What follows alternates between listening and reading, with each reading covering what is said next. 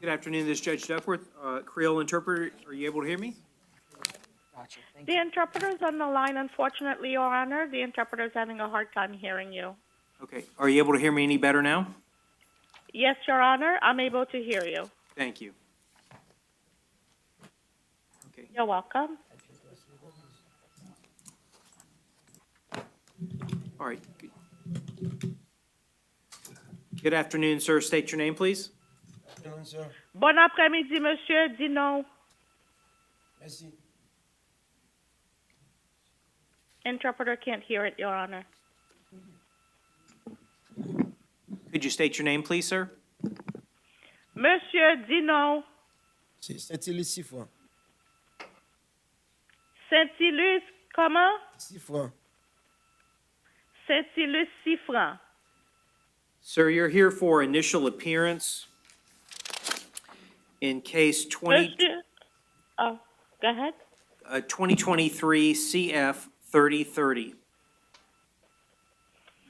The interpreter will confirm, Your Honor, 2023 C as in cat, F as in Frank, 3030. Yes, ma'am. Thank you. Ou présentez nos audience initiale là, monsieur, dans dossier 2023, CF 3030. Oui. You've been arrested. Yes. You've been arrested for the offense of aggravated battery with a motor vehicle. Yo arrêté ou et offense là c'est que ou utiliser yon machine pour aggraver un monde. Bond is set at $5,000. N'a libéré sous caution à $5,000. I'll take no action on the out on bond.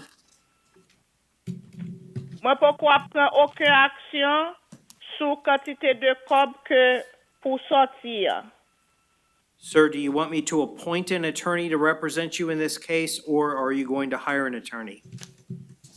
Monsieur, est-ce qu'on a besoin pour moi-même, pour moi appointer un avocat pour dans dossier là, ou bien ou même ou pral prendre propre avocat privé ou? Avocat privé. I'll get my private attorney. All right, very good. Good luck, sir. D'accord, bonne chance, monsieur. Merci. Thank you. Your Honor, anything else the interpreter may assist you with? We have one more. Yes, Your Honor. And could I have counsel identify themselves to the record, please? Taylor Fleming on behalf of the Office of the State Attorney. Letitia George on behalf of the Office of the Public Defender. Good afternoon, sir. Could you state your name, please? Campbell Dantes. Bon après. All right, Mr. Dantes, you're here for initial appearance. I believe so. Said criminal mischief and misdemeanor. Do you need the interpreter? No. Okay, all right. Thank you, Madam Interpreter. You're welcome, Your Honor. Thank you for using our services. Disconnecting. All right. All right, Mr. Dantes, you're here for initial appearance. You've been arrested for criminal mischief of more than $1,000. I'm going to appoint the Office of the Public Defender to represent you. Bond is set at $1,000. I'm also going to order that you have no contact with the victim, Diane Perez, that you not return to the scene. Okay. All right, good luck, sir. Yes, sir.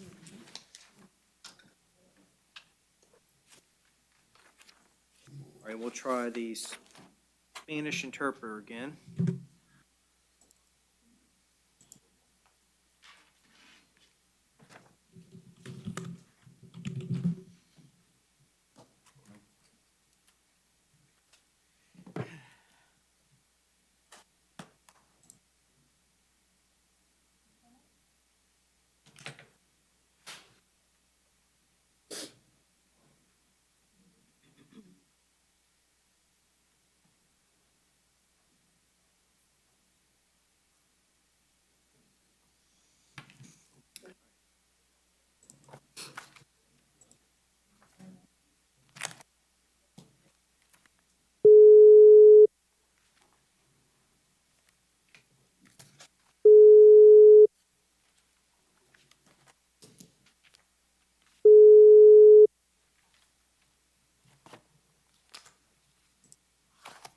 Good afternoon, Your Honor. This is Peresno Leon, certified Spanish interpreter. I have been previously sworn. All right. He's putting on the headphones. Sí. The interpreter can confirm there is connection with the headsets, Your Honor. Good afternoon, sir. State your name, please. Jesús Rafael Fuentes Miranda. Jesus Rafael Fuentes Rianda. Sir, you're here for initial appearance in two cases. Case 2021 CF 14674. You were arrested for failing to appear for a trial management conference in June of last year. The bond is set at none. And you were arrested, or excuse me, also arrested on a capias in 2021 CF 15818.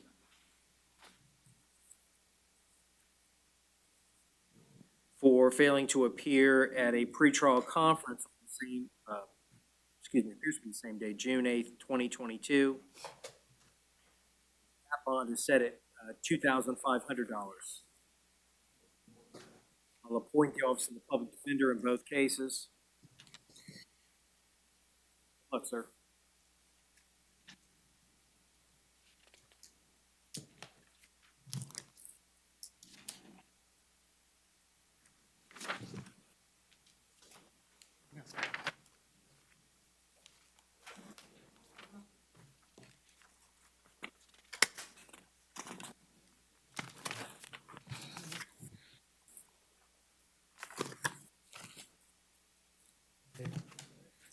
The interpreter can confirm there is connection with the headsets, Your Honor. Good afternoon, sir. Your name, please? Francisco Fabián Hernández Ahumada. Francisco Fabián Hernández Ahumada. Sir, you're here for initial appearance in case 23 CF 3028. And arrested for possession of a controlled substance. Bond is $1,000. For carrying a concealed weapon. Bond is $1,000. And 4 counts of aggravated assault with a deadly weapon. I will appoint the public defender to represent you. Just a moment, Your Honor. I don't have.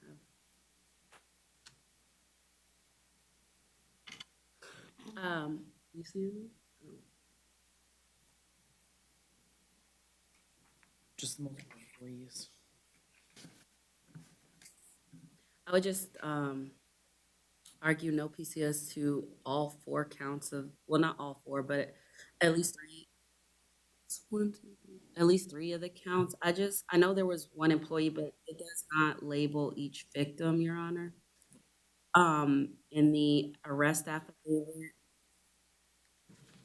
I don't even see at the bottom where the victims are listed. I see the 1 employee. However, I do not see any other victims listed. So I'd argue no PCS to the other 3 counts. State. Doesn't have an argument. Counsel is correct. There's only 1 alleged victim within the affidavit.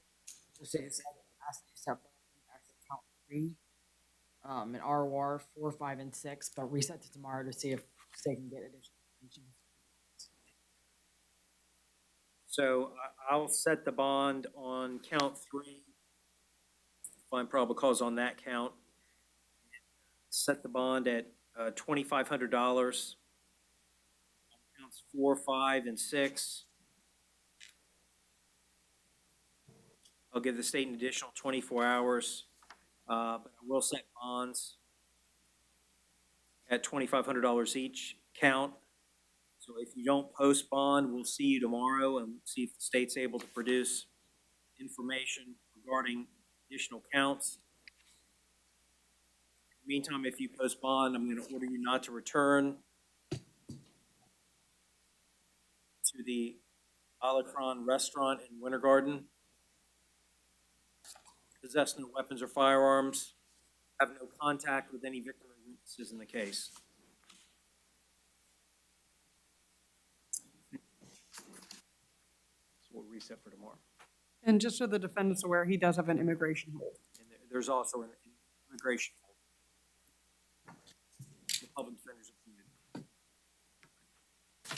Good luck, sir. Yes. That probably don't want to be like at 11. Okay, that's all we have. Thank you, Mr. Interpreter. At your service, Your Honor. Have a wonderful afternoon. You too.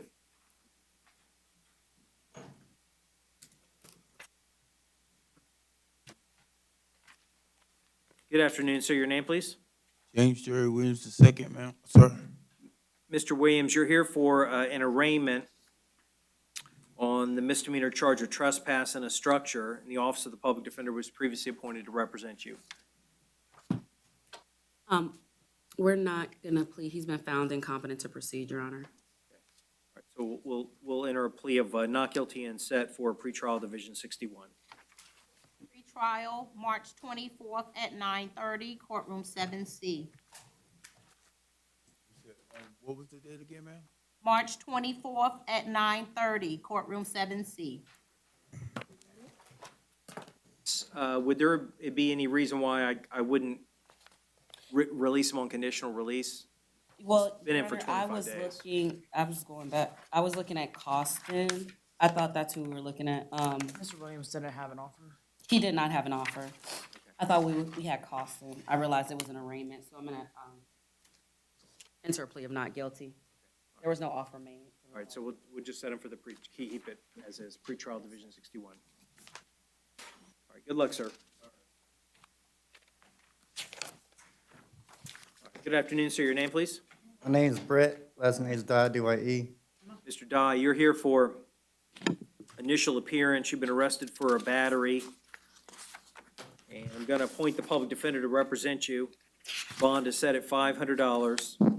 Sir. I'm going to order you have no contact with the victim, Nigeria Jones, and that you not return to the coalition while this matter is pending. Yes, sir. Is there a way I can resolve my case today? He does not have an offer this time. The state can't make an offer today. All right. Good luck, sir.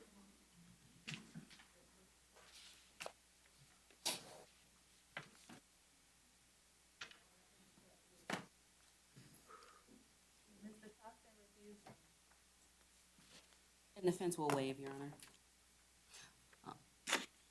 Austin. Yes. I'll appoint the public defender. I'll take no action on the out on bond. I'll stay the bond on count 1 at 1,000 and 100 on count 2 with the order, no return to the scene, no contact with the victim or witness in the case.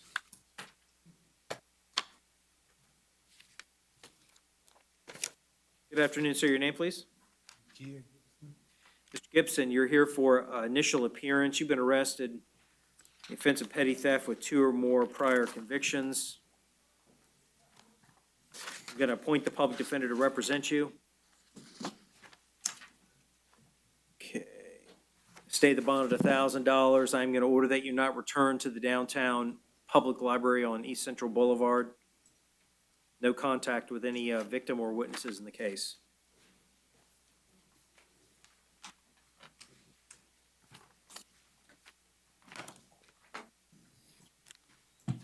Good afternoon, sir. Your name, please? Goodman. Are you Darius Goodman? Okay. Mr. Goodman, you're here for initial appearance. All right, you've been arrested for grand theft motor vehicle. I'm going to appoint the public defender. Bond in the new case is set at $1,000. It looks like you just bonded out. And you've got a return date for the same charge. So I'm going to revoke the bond that you're out on and set that bond at none. But you've got a $1,000 bond on the new case. Good luck. Picked up the exact same charge.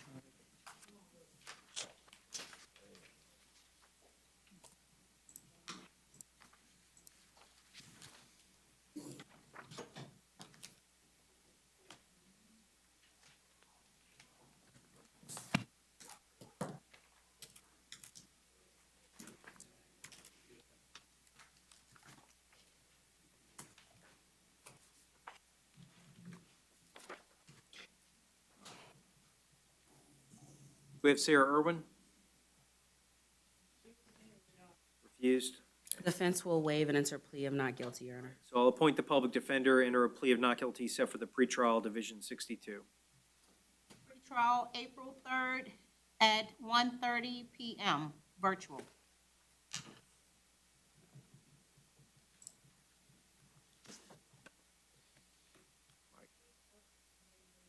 Mr. Brooks? Could we reset for tomorrow? There's an offer to resolve, Your Honor. Yeah, we'll reset Mr. Brooks for tomorrow.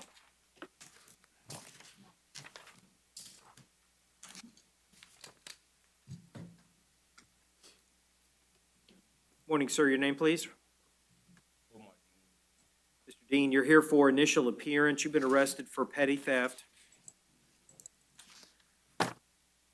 I'll appoint the Office of the Public Defender. Your bond is set at $250. And I'm going to order that you not return to the Family Dollar Store on West Gore Street while this matter is pending.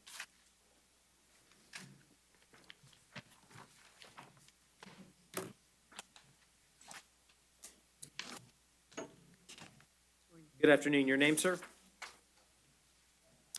Barley Joseph. Mr. Joseph, you're here for initial appearance. You've been arrested for obtaining merchandise with a false receipt, petty theft, 2 counts of petty theft.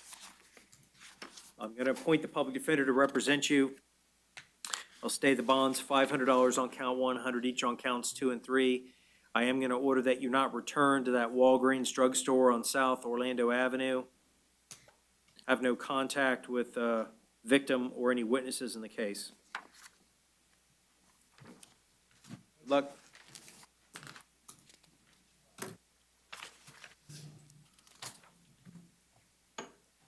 Good afternoon, sir. Your name, please? Q Warren Luke. Mr. Luke, you're here for initial appearance. You've been arrested for battery.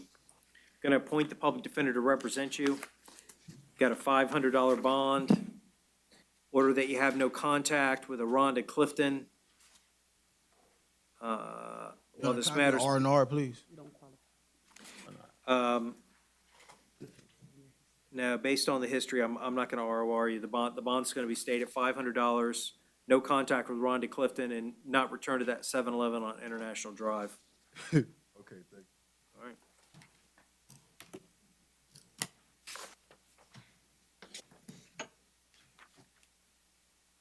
Good afternoon, sir. Your name, please? Juan Nance, sir. All right, Mr. Nance, you're here for initial appearance. Okay.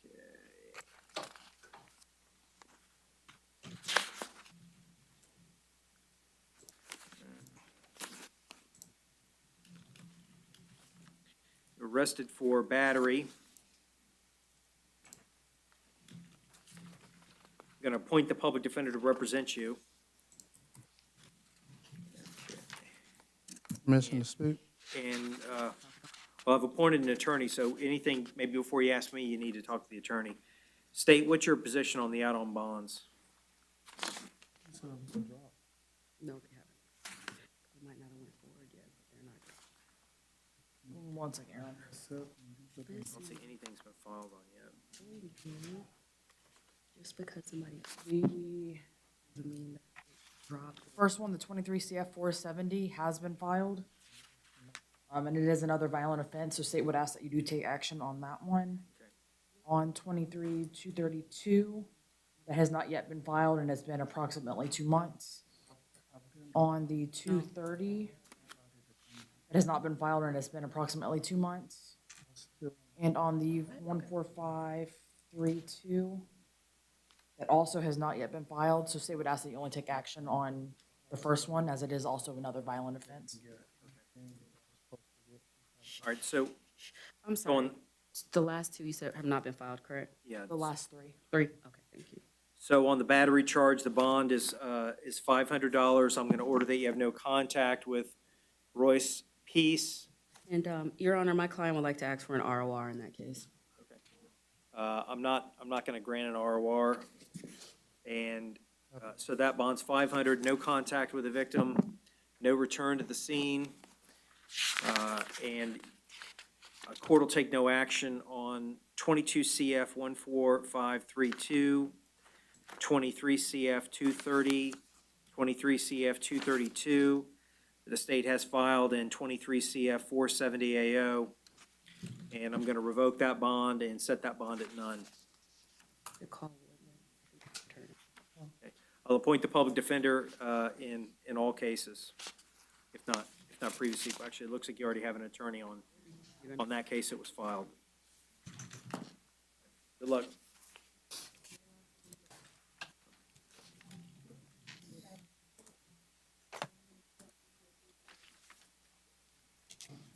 Good afternoon, sir. Your name, please? Clayton Oliver?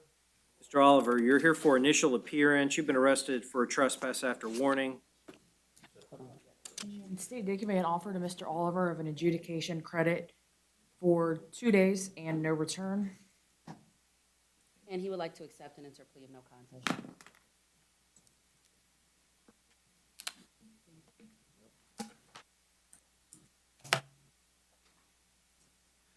All right, Mr. Oliver, I'm being handed a plea form indicating you wish to plead no contest to the offense of trespass after warning.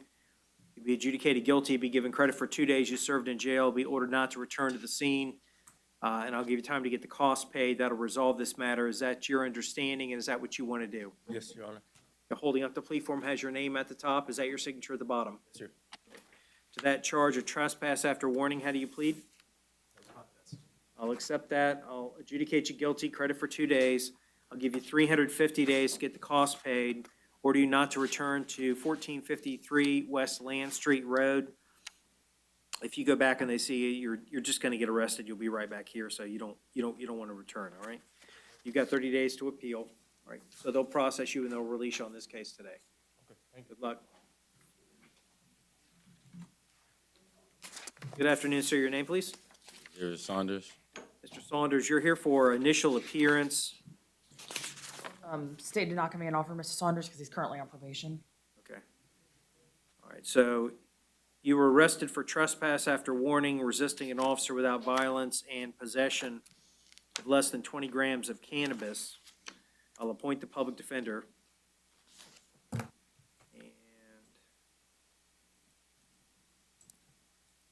looks like he's currently out on bond.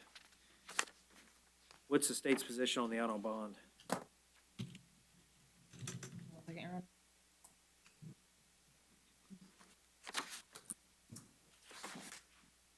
That is almost a month old, but state has not yet filed on it. Okay, all right, so I'll take no action on the out on bond. The bonds are $500 on each count, so a total of $1,500. Now, you've been trespassed from that property. If you go back, you're gonna be right back here, expect to be held on no bond, okay? So don't return to the scene, and I'll appoint the public defender. Good luck.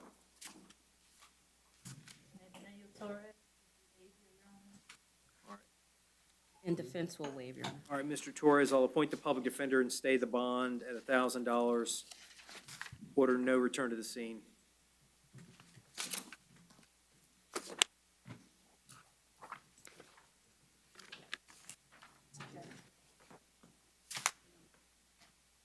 Good afternoon, sir. Your name, please? Terrell Golden. Mr. Golding, you're here for initial appearance.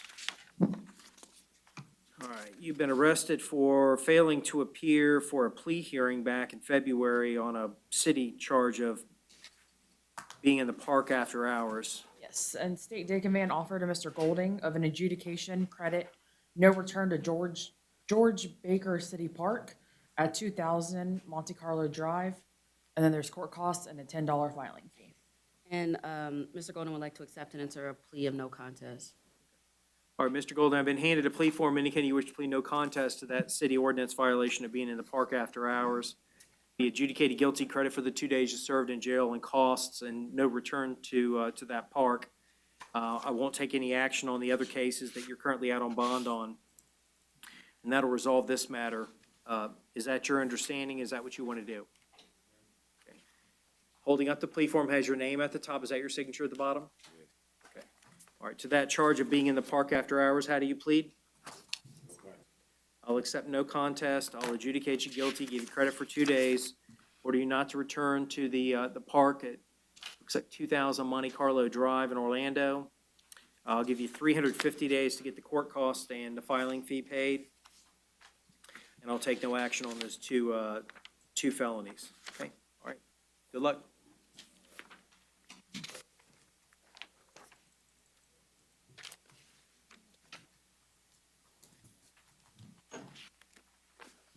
Good afternoon. Your name, please? Olajuwon Jackson. Mr. Jackson, you're here for initial appearance. You've been arrested pursuant to a warrant for the offense of battery. That bond is set at $1,000. In addition, you're ordered to have no contact with the victim. Any witnesses, co-defendants possess no weapons or firearms. And state what's your position on the out-on bonds. Your Honor, I do not believe it's the same victim. 1 second. It has been filed.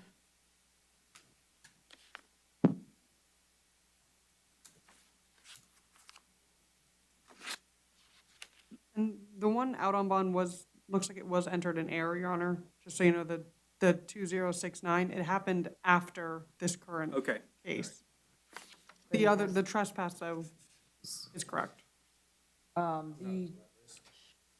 The trespass was just from Parlay. I do not believe it has anything to do with the same victim in the battery, so state would request no action.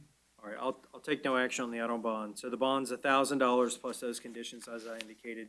And I've appointed the public defender. All right.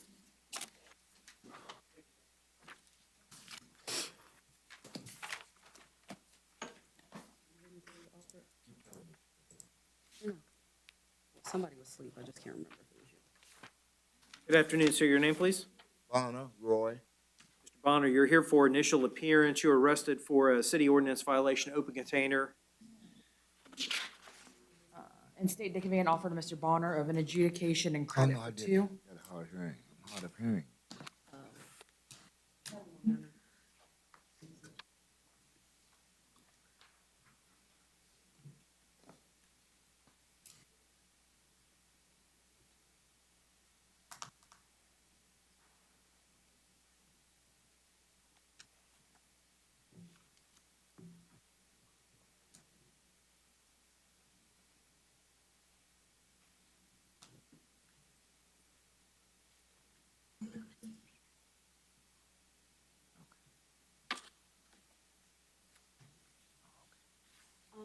Your Honor, do you happen to have the case number?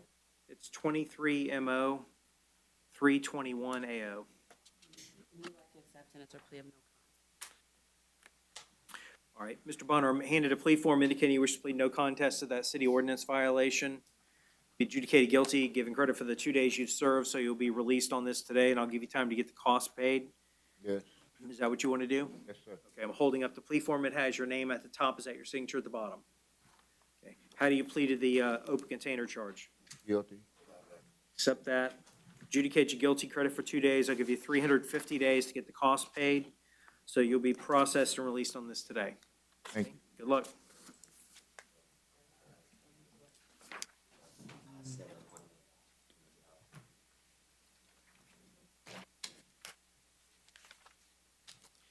Good afternoon. Your name, please? Emmanuel.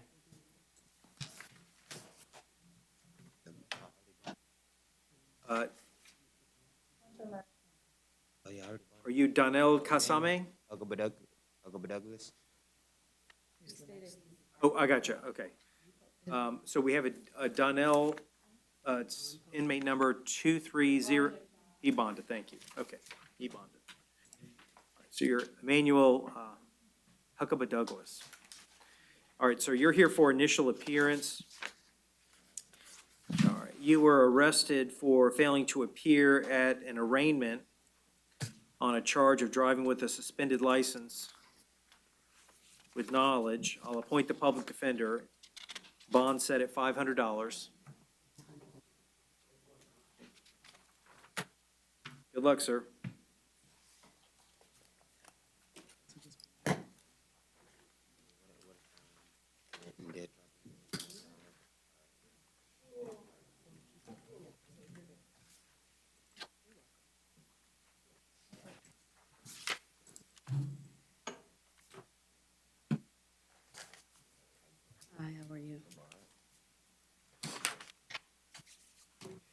Good afternoon, sir. Your name, please? Jamal Adams.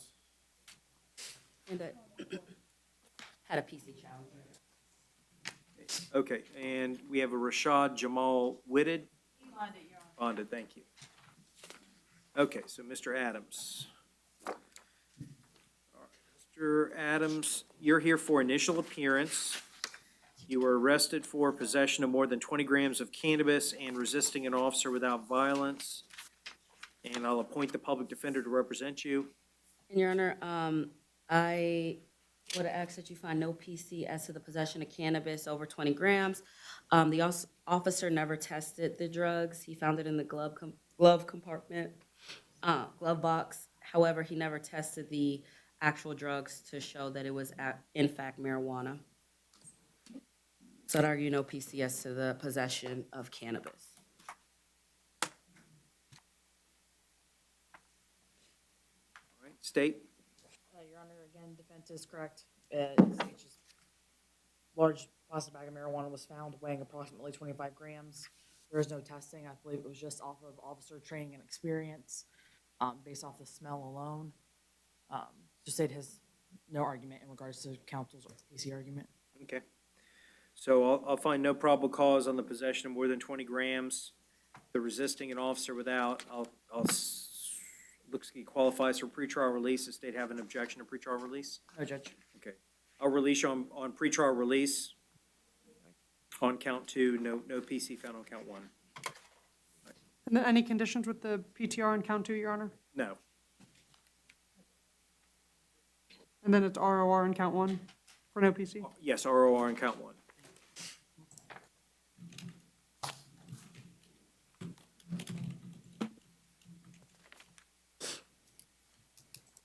Good afternoon, sir. Your name, please? Joe Boone. Mr. Boone, you're here for initial appearance. In a couple cases, you've been arrested in 23 CF 3034, charges of possession of cocaine, destruction of evidence, possession of drug paraphernalia. Those bonds will be stayed, 1,000 on count 1, 150 on count 2, 100 on count 3.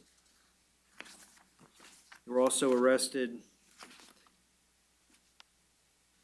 for a separate possession of cocaine and sale and delivery of cocaine, 23 CF 1118 AO. Those bonds will be stayed, 1,000 on count 1, $7,500 on count 2. And I'll appoint the public defender to represent you in both cases. Can I ask you a question? One question. Why don't you ask the attorney first?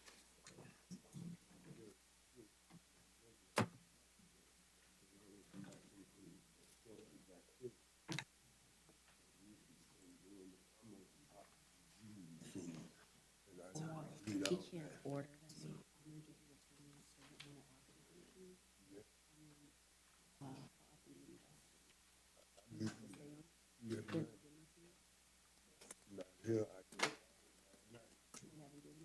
I'm gonna let, he has, heart failure, Your Honor.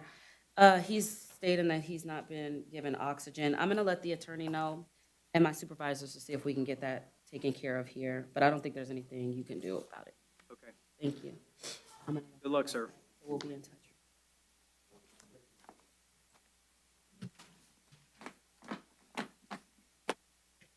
Good afternoon, sir. Your name, please? Good afternoon, ladies and gentlemen. Isaiah Burgos present. Mr. Burgos, you're here for initial appearance. I'm going to appoint the Office of the Public Defender to represent you. You were arrested pursuant to a warrant on the charge of first-degree robbery with a firearm as a principal. And state, is he entitled to a bond? No, Your Honor, it is a first-degree felony that is punishable by life, so state will request that it remain at no bond pending an Arthur hearing. You were the one holding it. So I'm going to stay the bond at none. I've appointed the public defender, and they can file the bond motion with the judge downtown. In addition, I'm going to order no contact with the victim, co-defendant, or any witness to the scene, or no return to the scene, no witness in the case. Possess no weapons or firearms. No, I can't tell you to get mine. It's a warrant. Good luck, sir. Thank you, sir.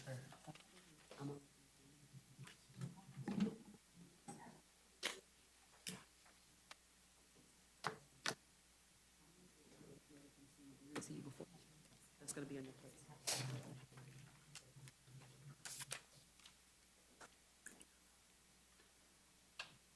Good afternoon, sir. Your name, please? Anthony Butt, sir. Mr. Butts, you're here for initial appearance. You were arrested for failing to appear at an arraignment back in February on a charge of aggravated battery with a deadly weapon. And the judge set that bond at none. Also, you were arrested, I know it's being recorded, but I just want to talk to Your Honor. and you were also arrested separately for on a warrant for grand theft motor vehicle. That bond set at $2,500. And I'll appoint the public defender in both cases. Good luck, sir. So on my next court.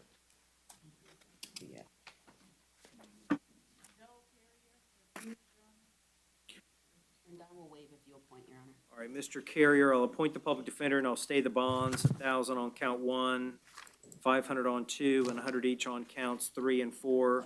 Order no return to the scene.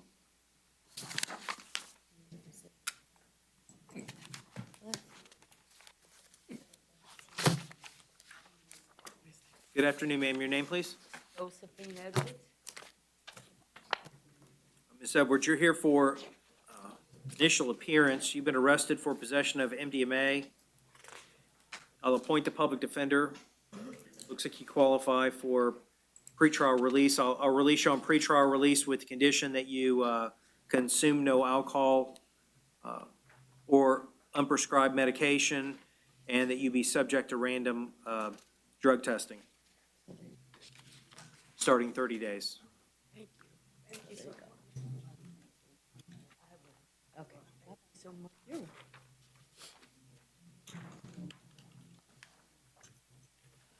Good afternoon, sir. Your name, please? Luis Mario González Madán.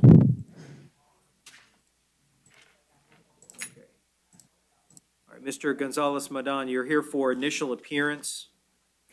All right, you've been arrested pursuant to a warrant for, looks like petty theft with 2 priors. The bond set at $2,500, and I'll appoint the public defender to represent you. Okay, good luck. Thank you. You know my next court date? The next court date? No, I don't know. We don't, that's not, it's not set yet.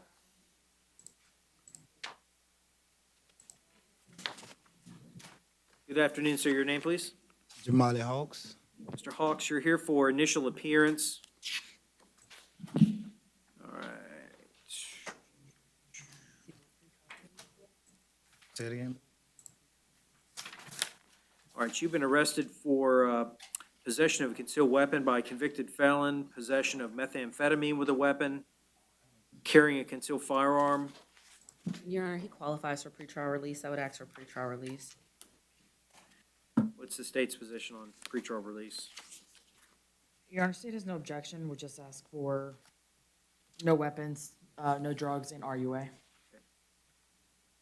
All right, I'll release you on pretrial release with the condition that you not possess any weapons or firearms, that you be subject to random drug testing, starting in 30 days. And public defender's appointed. All right, good luck.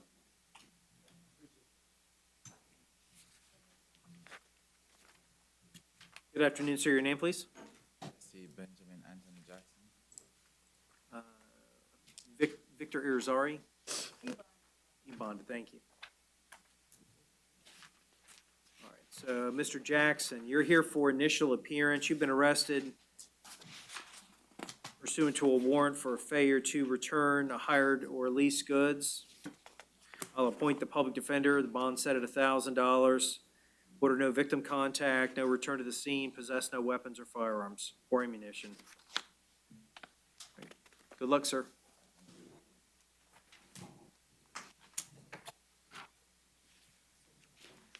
Good afternoon, sir. Your name, please? Dennis Razakowski. Okay, and Brian Jean-Baptiste? Okay.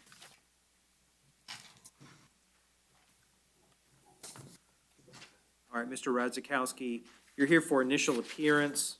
You've been arrested for possession of cocaine.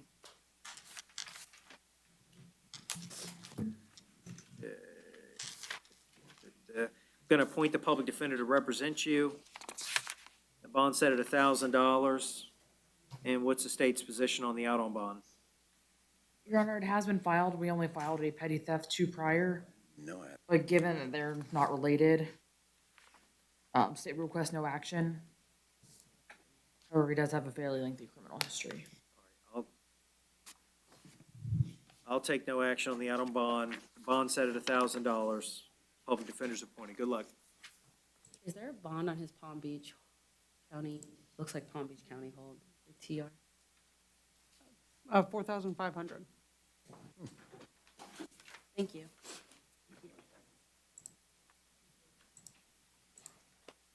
Good afternoon. Your name, sir? Kyle Stewart. Mr. Seward, you're here for initial appearance. Been arrested for possession of methamphetamine. I'm going to appoint the public defender. A bond set at $1,000. And the out on bond has not yet been filed. All right, then I'll take no action on the out on bond. You got a $1,000 bond.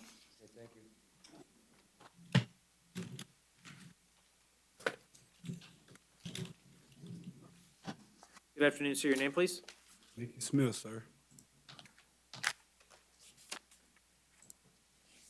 Mr. Smith, you're here for initial appearance. I'm going to appoint the public defender. You've been arrested for fleeing or attempting to elude, driving while license permanently revoked, resisting an officer with violence, and battery on a law enforcement officer.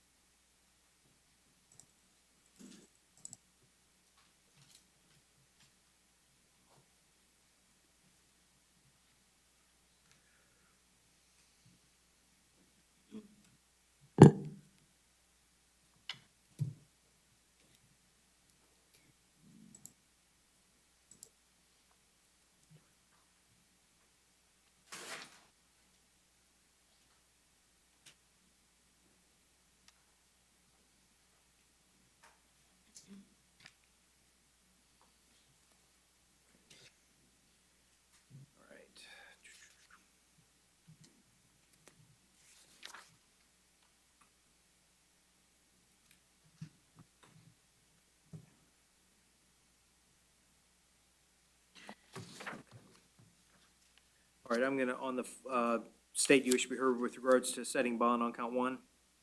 Your Honor, I believe you're already looking at it, but he does appear to have very similar history, several times over.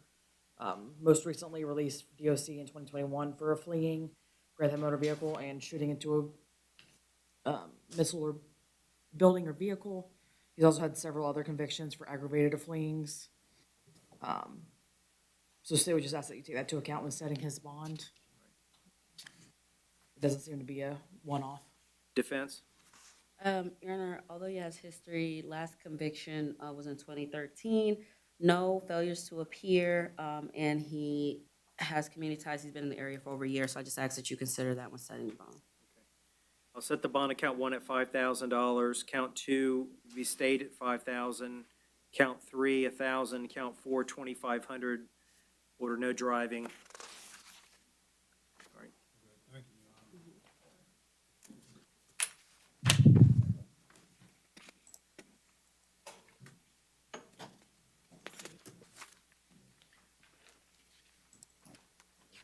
That's enough. I know, let me deal with it. You're good.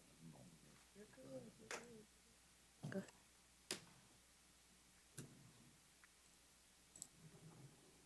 All right, good afternoon, sir. Your name, please? Xavier Sylvester. All right, Mr. Sylvester, you're here for initial appearance. You were arrested for possession of MDMA and possession of less than 20 grams of cannabis. I'll appoint the public defender. And it looks like you bonded out on a trafficking in MDMA. And I would ask that you take no action, Your Honor. He was arrested December 30th of last year. To date, no information has been filed. That is correct. All right, so the state hasn't filed yet. So I'll take no action on the add-on bond. I'll stay the bonds, $1,000 on count one, 500 on count two.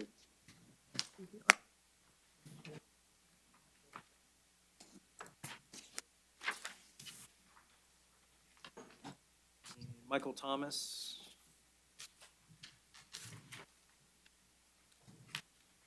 Um, 22023731.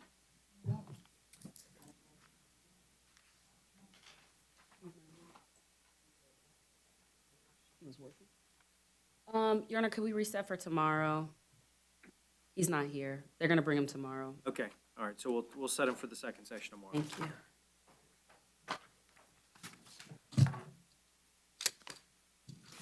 Good afternoon, ma'am. Your name, please? Kiara Tompkins. All right, Ms. Tompkins, you're here for initial appearance.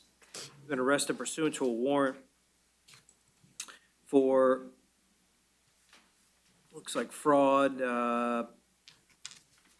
impersonating or creating a fictitious ID for forgery, uttering a forgery, unlawful use of a two-way communication device. Bonds have been set at $2,500 on count one, $1,000 on count two, $500 on count three, for a total of $4,000. Do you want me to appoint an attorney to represent you in this case, or are you gonna hire an attorney? Hire. You're gonna hire an attorney? Okay, all right, so you got a $4,000 bond. Good luck, ma'am.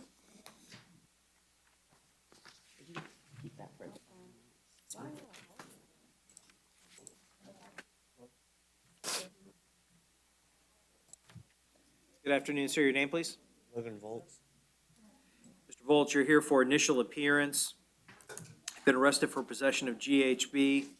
I'm gonna appoint the public defender to represent you. You got a $1,000 bond. Good luck.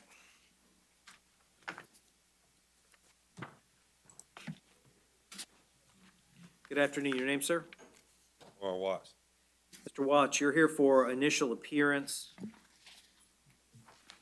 You've been arrested pursuant to a warrant for possession of a concealed weapon or firearm by convicted felon, unlawful discharge of a firearm, improper exhibition of a firearm or weapon. Okay. Bonds have been set at $3,500 on count one, $1,000 each on counts two and three, for a total of $5,500. You don't qualify for pretrial release, so I'll delete that condition off the bond. I am going to order that you not possess any weapons or firearms. And on the add-on bond, is the state filed on that? No, Your Honor. Okay, I'll take no action on the add-on bond. He also has another Yeah, case. yeah. All right, we also have a second case. You're also arrested for aggravated battery and aggravated assault pursuant to a warrant.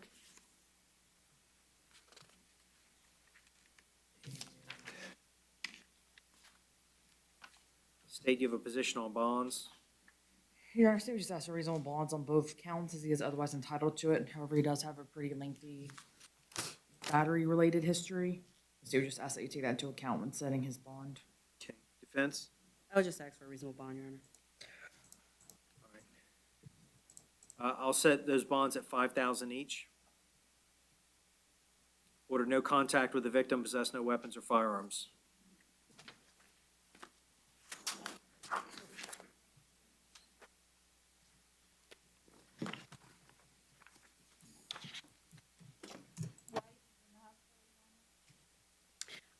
I will waive the appearance, Your Honor. All right, I'll- Well, yeah, because she already has a bond. Yeah. On Courtney White, I'll appoint the public defender and stay the bond at $1,000. And Leroy Wilson? Hospital. I don't have it. Wilson?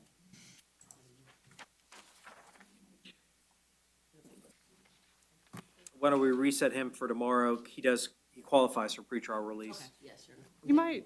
He might have bonded, Your Honor. Give me 1 second. Yeah, Mr. Wilson bonded out. Okay, Wilson On bonded. Yes.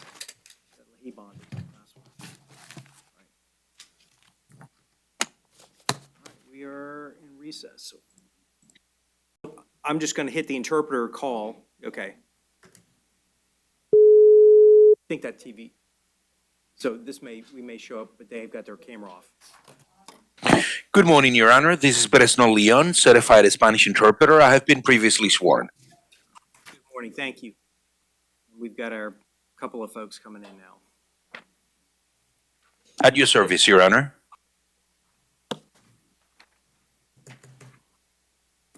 Let's see if we have connection. The interpreter can confirm there is connection with the headsets. Good morning, sir. State your name, please.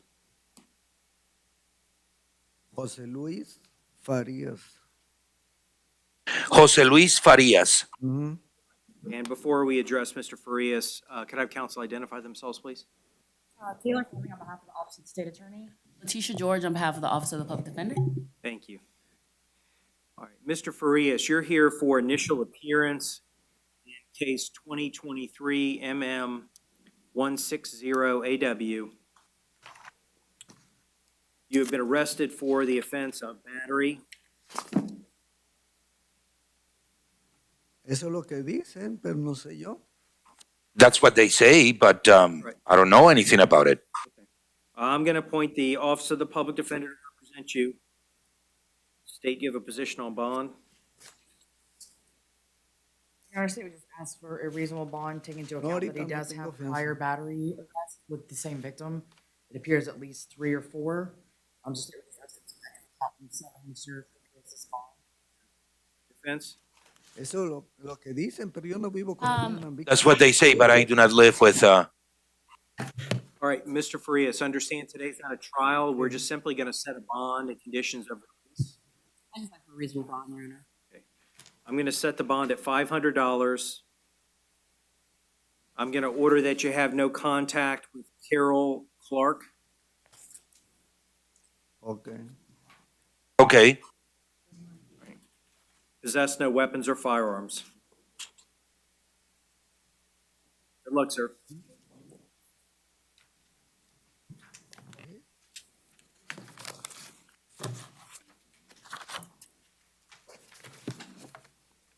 In that case, it's 2023 MM 160AW. I'm sorry if I didn't announce that earlier.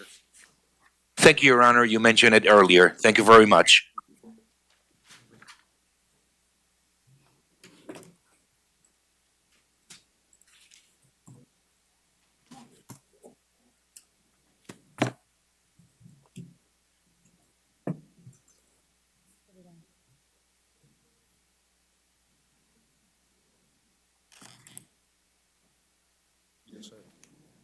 The interpreter can confirm there is connection with the headsets. Good morning, sir. Your name, please? Alberto Acevedo del Valle. Alberto Acevedo del Valle. Sir, you're here for initial appearance in case 2016 CF 8626. You've been arrested for a violation of probation. You're on probation for sex battery with a firearm. Allegations that you violated your probation.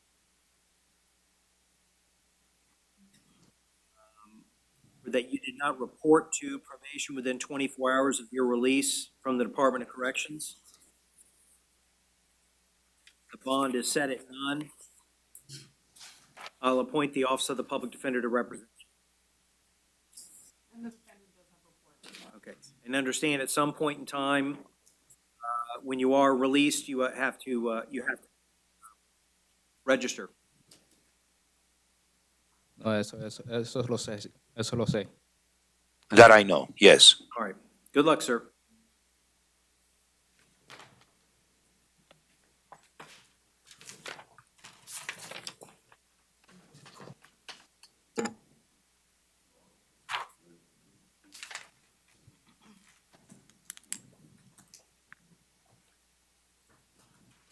And I believe that's all our Spanish cases today. Thank you. At your service, Your Honor. Have a wonderful morning. You too.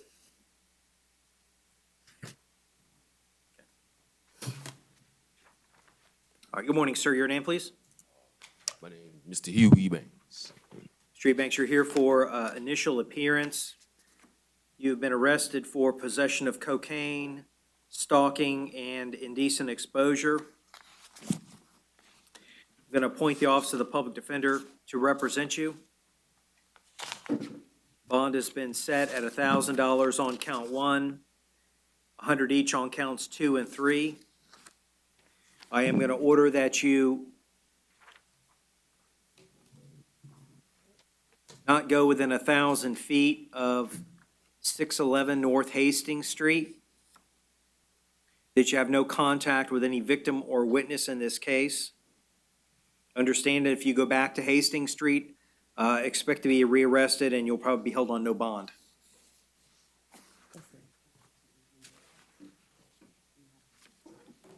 Thank you.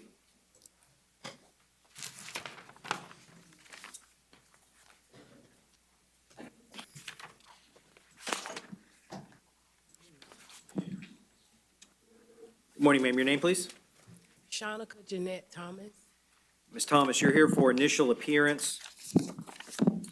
You've been arrested for attempted first-degree murder with a weapon, aggravated battery with a deadly weapon, domestic-related, aggravated assault with a deadly weapon, domestic-related, and battery by strangulation. And state, would she be entitled to a bond on count 1? No, Your Honor. Count 1 is a first-degree felony that's punishable by life. State is requesting that it remain at no bond pending an Arthur hearing downtown. All right. So, and what about bonds on the remaining 3 counts? She is entitled to bond on 2, 3, and 4. However, she's also here for a VOP, and Yep. they would ask that that remain at none as well. All right, so I'm going to appoint the public defender to represent you. Defense, do you have a position on bond on counts 2, 3, and 4?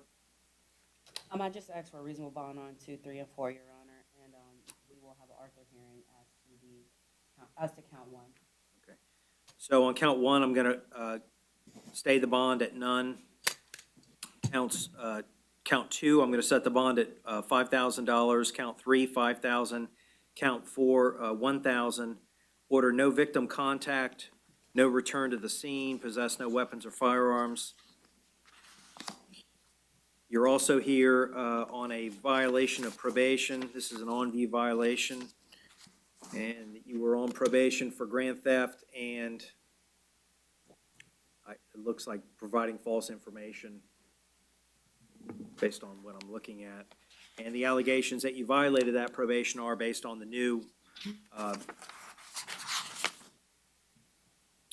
charges from the warrant. So I'm going to stay the bond on the violation at none. I've appointed the public defender in both cases. Good luck, ma'am.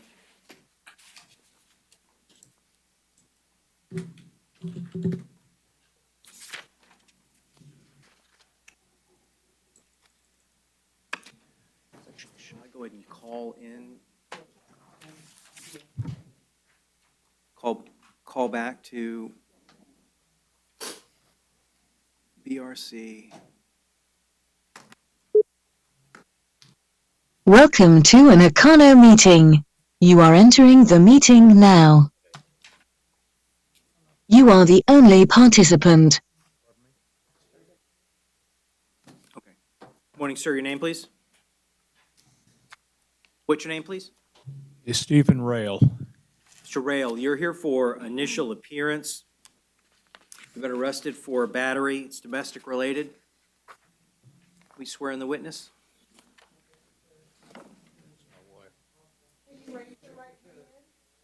Ma'am, raise your right hand. Yes.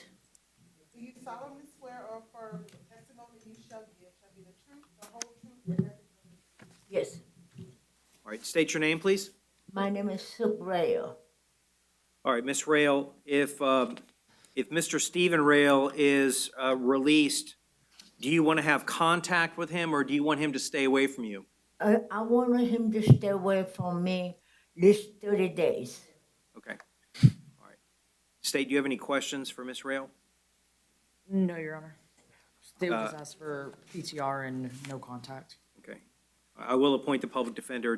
Defense, do you have any questions? No, Your Honor, I'll request pretrial release and a one-time return with law enforcement. Okay. All right, I'm going to release you, Mr. Rail, on pretrial release with the condition that you have no no contact with Suk Rail, your wife, Yes. that you maintain a separate residence from her. You can return to the shared residence one time with law enforcement to get your personal belongings. You're not to go back there alone. You're not to have contact with her. Possess no weapons or firearms, consume no alcohol or illegal drugs. All right, thank you, ma'am. Thank you. Thank you, sir.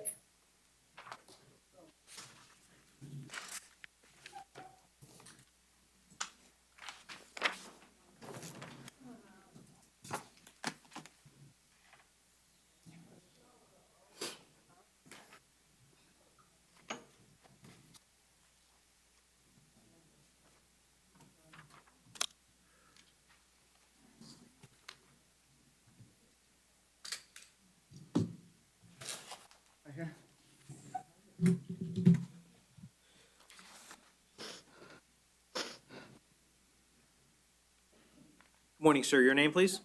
Raymond Rose. Mr. Rose, you're here for initial appearance. You've been arrested on Brevard County warrants. All right, let's see, uttering a forged instrument, grand theft, cashing or depositing with intent to defraud. It's a total of 4 charges, each carrying a $2,000 bond, so it's a total bond of $8,000. If you're able to post the bond, you can post it here in Orange County to be released. Otherwise, they're going to contact Brevard County that you're here, and they'll come get you within 24 hours. All right. Good luck, sir. Here, sir.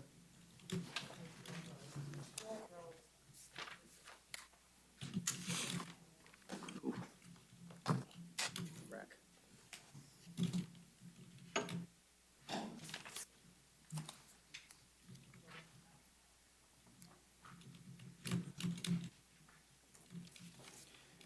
Morning, sir. Your name, please? Floyd. Mr. Floyd, you're here for initial appearance. You've been arrested for aggravated battery. Your Honor, I believe it should be a battery by strangulation. So state would ask that you find PC for battery by strangulation. I am going to appoint the Office of the Public Defender. Defense, do you have a, No, Your Honor, we already discussed it. okay. All right, so it's it's battery by strangulation. And state, do you have a position on bond? Your Honor, state would just ask for a reasonable bond. It doesn't appear that Mr. Floyd has much other battery-related history. All right. Defense? I would ask the same, Your Honor. All right, I'm gonna, I'll set the bond at $1,000. I'm gonna order that you have no contact with Alexis Nicole Johnson, that you maintain a separate residence from her. So if she's residing at that Sun Ridge Road address, you're gonna have to live somewhere else. You can return there one time with law enforcement to get your personal belongings. You're not to go back there alone. You're not to have contact with her. You're not to possess any weapons or firearms. And Madam Clerk, the statute for the battery by strangulation, DV, is 784.041, sub 2, sub A. All right, good luck, sir.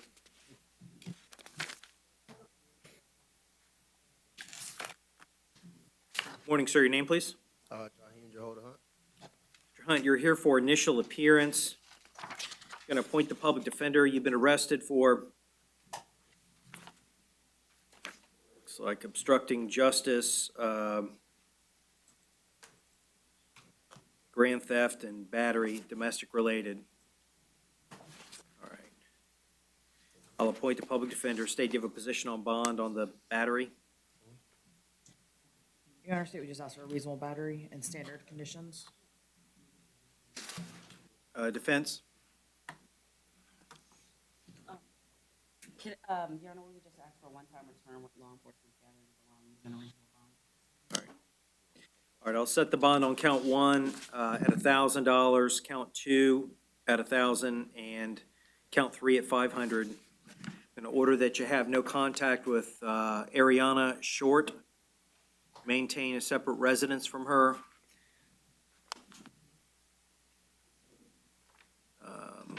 appears that you're living separately already, but in the event that you have personal belongings at that Aloma Avenue apartment, you can return there one time with law enforcement escorting you to get your personal belongings.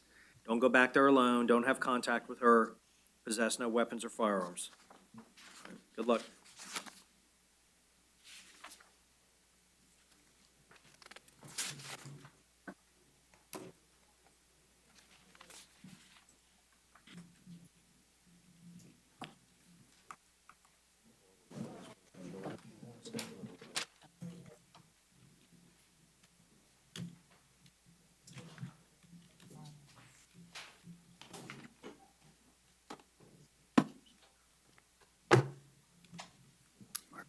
Morning, sir. Your name, please? John Jackson. Mr. Jackson, you're here for initial appearance. You've been arrested for aggravated battery. It's domestic related. I'll appoint the public defender. We swear in the witness. Ma'am, please raise your right hand to be sworn. Do you solemnly swear or affirm the testimony you shall give shall be the truth, the whole truth, and nothing but the truth? Yes. Good morning, ma'am. Your name, please? Good morning, Daphne Gardner. All right, Ms. Gardner, are you the mother of Mr. Jackson? Yes, sir. If he's released, do you want to have contact with him, or do you want him to stay away from you? No, at the residence, the house, that's my mom's house. I was staying there. I don't stay there. I was just going there to get mail. But if it's some type of way, I can get like the officers to go, so I get my mail transferred. That's how the incident happened. I went there to get my mail, and he threw a stick at me. Okay, so at Cottage Hill Road, Yes, it's sir. not where you live, that's where he lives. Not anymore. I was staying there. She put me out. Okay, so if he's released, do you want to have contact with him, or do you No, want I him to don't. No. stay away from you? Yeah, I Okay. don't want him around me. No. All right, State, do you have any questions for Ms. Gardner? No, Your Honor. All right, defense, do you have any questions? No, Your Honor. Okay. All right, State, do you have a position on bond? State, we just haven't brought to your attention that there are prior incidences between Mr. Jackson and Ms. Jackson.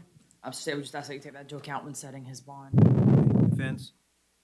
I just, he has not been convicted, Your Honor, and the only thing that I see he was convicted of was a 2017 trespass and setting the bond.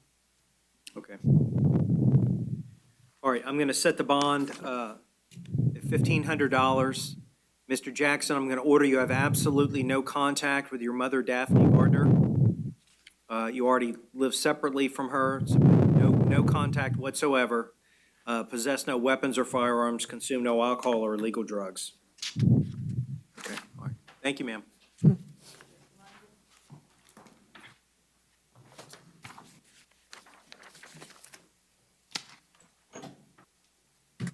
Morning, sir. Your name, please? Sarah London. Mr. London, you're here for initial appearance. You've been arrested for battery by strangulation, it's domestic related. I'm going to appoint the public defender to represent you. State, you have a position on bond?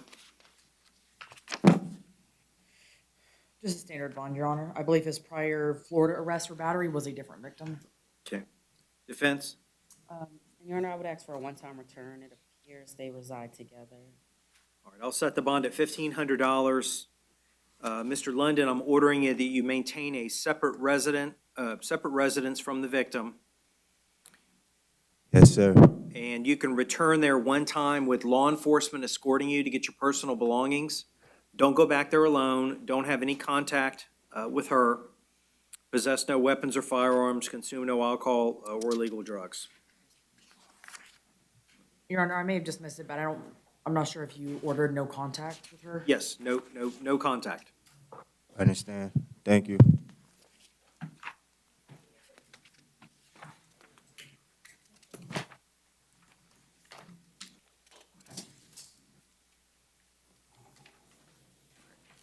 Morning, ma'am. Your name, please? Aina Sherville Rayash. All right, ma'am, you're here for initial appearance. You've been arrested for a battery. It's domestic related. I'm going to appoint the public defender to represent you. And can we swear in the witness? Sir, please raise your right hand to be sworn. Do you solemnly swear or affirm the testimony you shall give shall be the truth, the whole truth, and nothing but the truth? Yes. All right, good morning, sir. State your name, please. My name is Joel Batten. All right, Mr. Batten, if the defendant's released, do you want to have contact with her, or do you want her to stay away from you? Yes, I would like to have contact, and I'd also like to make a statement if I could. Okay, understand, I'll let you say whatever you want to say, but understand, today's not a trial. All we're doing is determining conditions of release. Looks like she qualifies for pretrial release. Does the state object to pretrial release? No, Your Honor. Okay, does the defense? No, Your Honor. Okay. All right, so I'm going to release her on pretrial release with the condition that you have no hostile contact, or she have no hostile contact with you, consume no alcohol, possess no weapons. Okay, and if there's anything else you want to say, I'm not the judge who's going to handle the case. I don't know what's going to happen with the case beyond here. If there's something you want to say, I'm happy to hear it. Yeah, I would just like to state something for the record. So, Ms. Treville had no intent in harming me whatsoever. I asked the police not to arrest her. This was an accident at best. It was just an argument, and it was in a hotel. And because the hotel folks were there, they called the police, and we ended up here. But I wanted to say that she's a pillar of community. I've known her for 5 years and never felt threatened in any way, shape, or form. And just for the record, she is not a threatening person. She's a good person. And I am the so-called victim. I would not press any charges in any way, shape, or form in this case. Okay. You can communicate that, and there's an assistant state attorney. They're the ones that determine whether or not charges are going to be pursued. So, all right, thank you, sir. All right, ma'am. Thank you. So, pretrial release, no alcohol or illegal drugs, possess no weapons, no hostile contact. All right.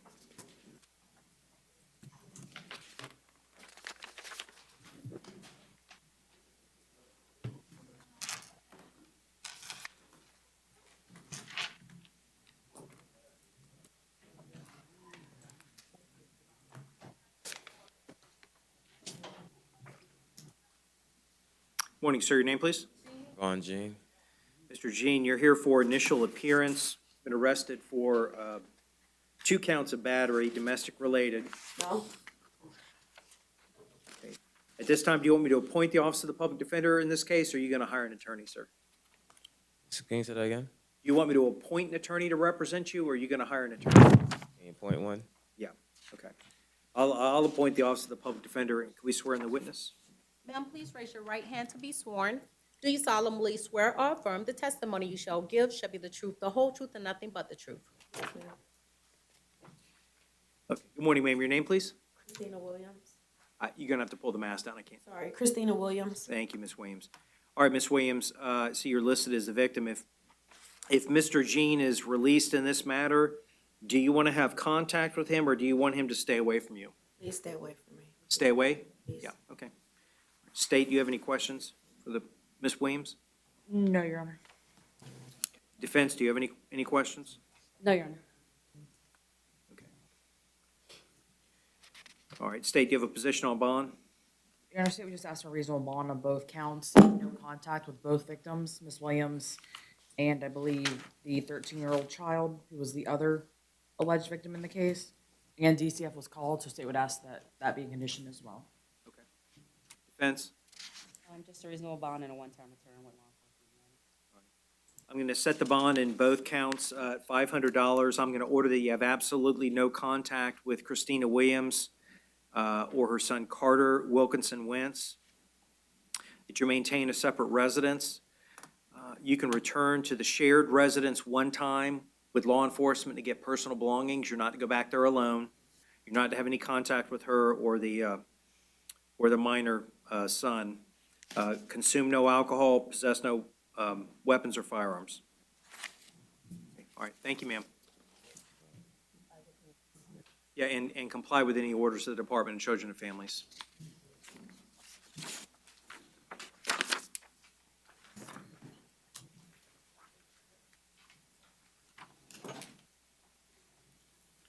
Morning, ma'am. Your name, please? What's your name? Ms. Joseph, you're here for initial appearance. You've been arrested for a battery. It's domestic related. Going to appoint the Office of the Public Defender to represent you. State, you have a position on bond. Just a reasonable bond, Your Honor. Defense? I would ask for a reasonable bond and one-time return with law enforcement. Okay. All right, I'm going to set the bond at $500. I'm going to order that you have no contact with the victim, that you maintain a separate residence. You can return to the shared address one time with law enforcement to get personal belongings. Don't go back there alone. Don't have any contact with the victim. Okay, possess no weapons or firearms. Good luck, ma'am.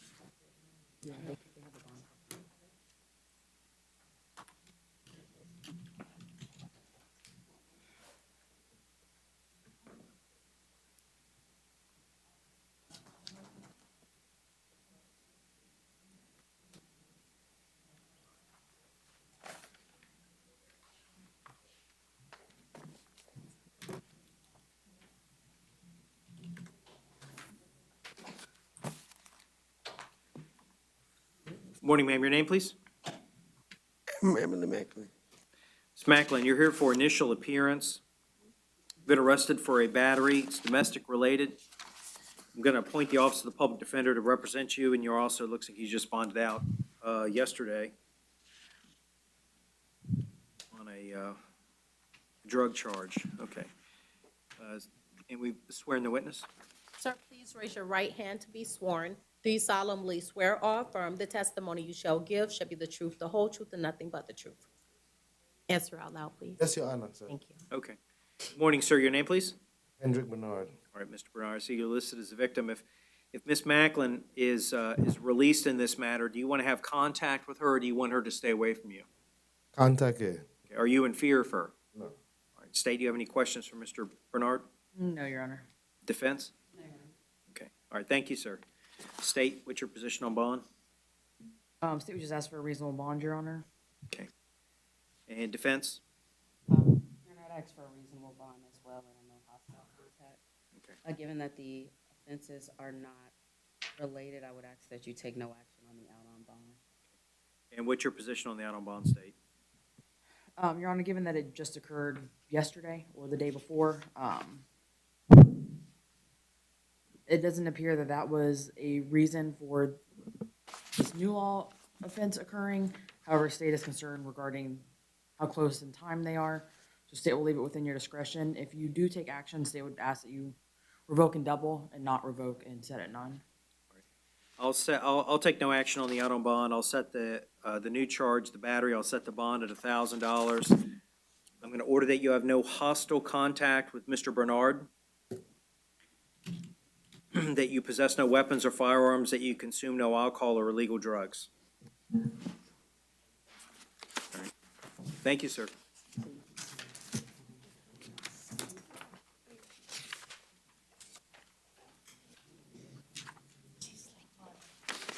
See the little girl sleeping? I know, so cute, right?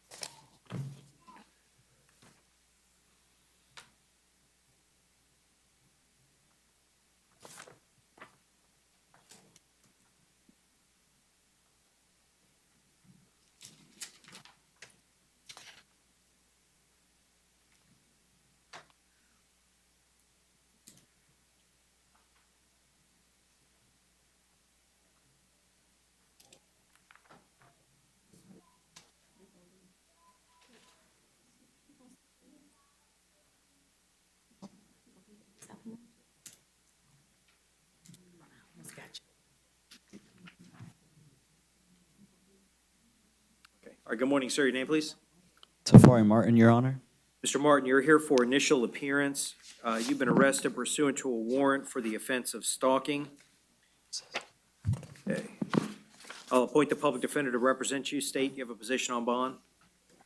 Just a reasonable bond, Your Honor. It doesn't appear Mr. Martin has any other criminal history. Defense.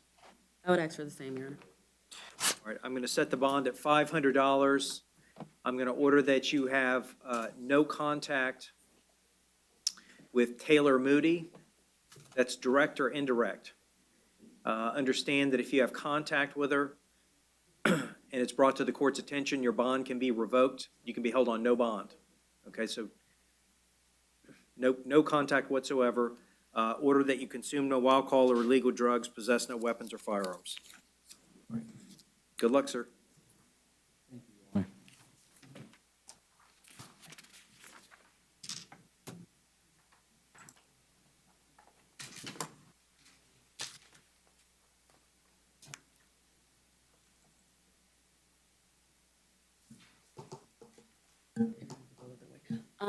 Your Honor, you did not you did not order a no return, did you? They didn't, according to the affidavit, they didn't reside together. No, it occurred at, I believe it was UCF. They go to school together. I didn't order a no return to UCF. You just have no contact with her.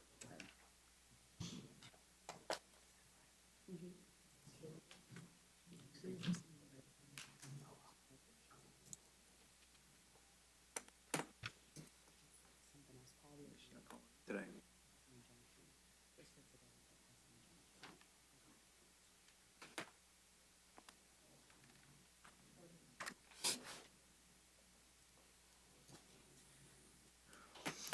Morning, ma'am. Your name, please? Miss Morgan, you're here for initial appearance. You've been arrested for a battery. It's domestic related. I'm going to appoint the public defender to represent you. We swear in the witness. Sir, please raise your right hand to be sworn. Do you solemnly swear or affirm the testimony you shall give shall be the truth, the whole truth, and nothing but the truth? Yes. All right. Good morning, sir. Your name, please? Ornell Mosine. Say your name again. Ornell Mosine. You're Mr. Mosine? Okay, all right.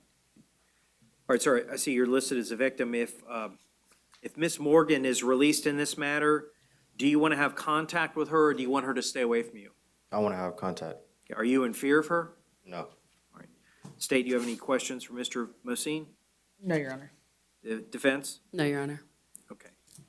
All right, it looks like she qualifies for pretrial release. State, do you object to pretrial release? No, Judge. All right, defense? No, Your Honor. All right, so Ms. Morgan, I'm going to release you on pretrial release with the condition you have no hostile contact with Mr. Mosine. Get upset, you just got to try and walk away, okay? Also order you consume no alcohol or illegal drugs, possess no weapons or firearms. All right, thank you, sir.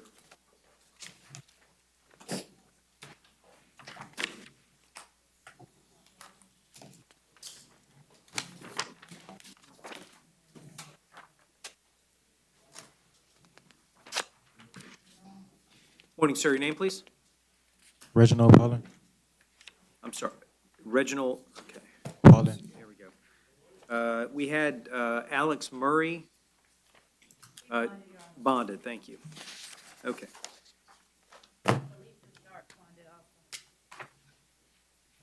so I've got Reginald Apollon? Yes, sir. Okay. Sir, you're here for initial appearance. You've been arrested for a violation of probation. And this appears to be an on-view violation based on new arrest for possession of more than 20 grams of cannabis and possession of cannabis with intent to sell or deliver. So you were on probation for dealing in stolen property. Okay. So I am going to appoint the public defender in both cases. On the violation of probation, I'm going to stay the bond at none. On the new charge, possession of more than 20 grams of cannabis, bond is 1,000 on count one, 150 on count two. All right. Good luck, sir.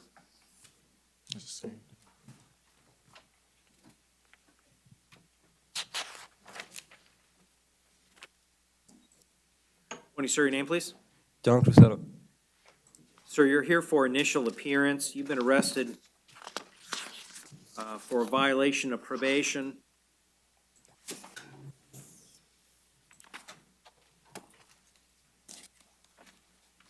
Okay, we've got a whole bunch of stuff here. Let's see. All right, looks like a violation of probation in two separate cases.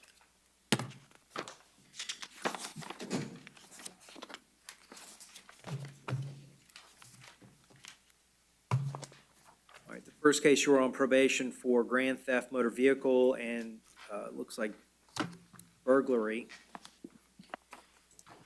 And in the second case, we're on probation for, looks like dealing in stolen property, false verification of ownership to pawnbroker, burglary, grand theft. Okay, and the allegations that you violated are that you committed the offense of contributing to the delinquency of a minor.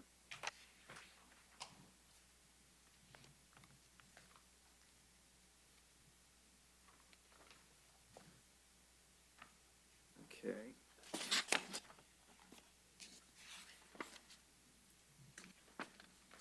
Also, you were arrested pursuant to a warrant that alleges on or about June 18th of last year that you committed possession of a firearm by a convicted delinquent and possession of ammunition by a convicted delinquent. So I'm going to appoint the public defender in all cases. The violations of probation, I'm going to stay the bonds at none. On the contributing to the delinquency of a minor, that bond is set at $500. Order you to have no contact with the minor or any witnesses in that case. And pursuant to the warrant, the bond was set at $3,500 on count one, $150 on count two, for a total of $3,650. In addition, I'm going to order you not to possess any weapons, including ammunition. Okay. Good luck, sir. Your Honor, he has one more case. Did I miss one? He has a cannabis and paraphernalia case as well. 23 CF 3035. Let's see. There it is. It was stuck in between. Okay. And then we've got also a new charge, possession of cannabis more than 20 grams, of possession of paraphernalia. And those bonds are set at 1,000 on count one, 100 on count two. And Your Honor, first appearance detainer was also added. He's out on bond in a case as well. It's 2022 CF 004351 BO. It's for a grand theft motor vehicle. Okay. And let's see. State the case number again. Sure. It's 2022 CF 004351 BO. And that case was filed back in 2022. Yeah, that's coming up for pretrial in a couple weeks, so I'm going to revoke that bond and set it at none. Good luck, sir.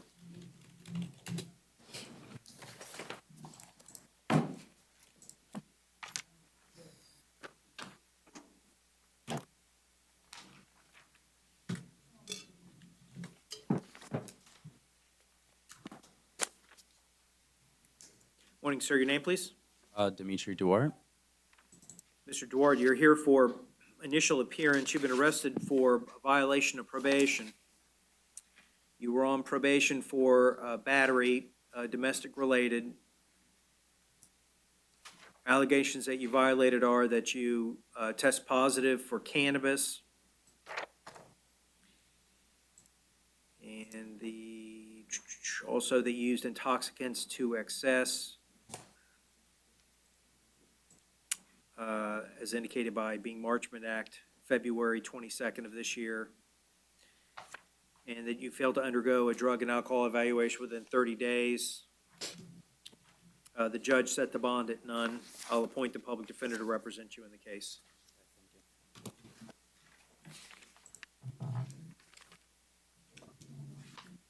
Morning, sir. Your name, please? Jordan Hill.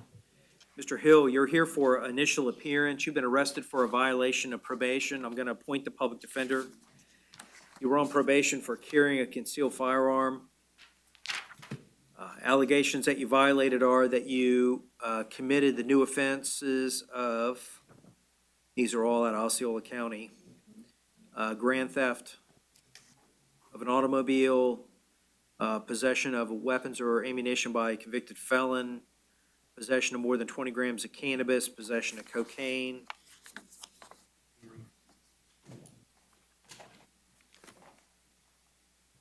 possession of a controlled substance without a prescription, looks like possession or manufacture of a Schedule III drug, possession of weapon or ammunition. I can't quite tell what that is. Possession of paraphernalia, possession of a controlled substance without a prescription. This all stem from, looks like November the 21st of last year, and the judge set the bond at none. All right. Good luck, sir.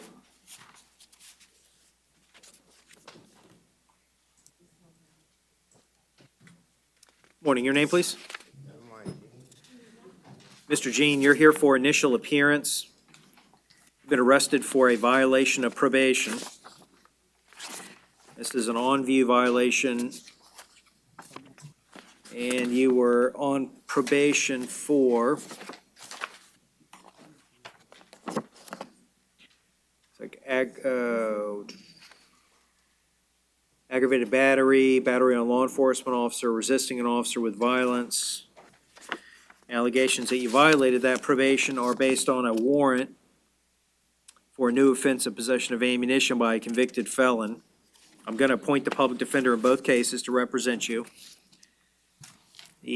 On the violation of probation, the bond will be none. On the new charge, the bond is set at $1,000.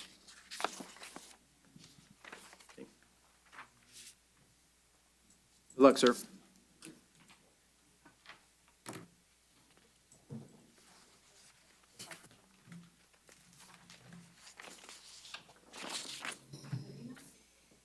Morning, sir. Your name, please? Steve Johnson. Mr. Johnson, you're here for initial appearance. You've been arrested for a violation of probation. You were on probation for, I am going to appoint the public defender. All right, looks like you were, Your Honor, I will waive the reading. okay, so you were on probation. Allegations that you violated are that you failed to submit to electronic monitoring.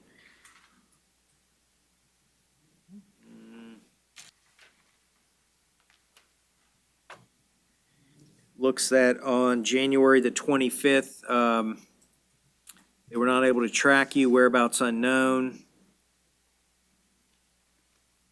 for a duration of 14 minutes and 6 seconds. The judge set the bond at none. All right. I'm sorry, there are other, also that you did not make any attempts to find suitable employment, and you're in arrears on costs of supervision. Good luck, sir. And he does have reporting requirements. And understand at some point in time when you are released, you have to report back to the sheriff's office. You've got reporting requirements. Register, okay? All right, good luck.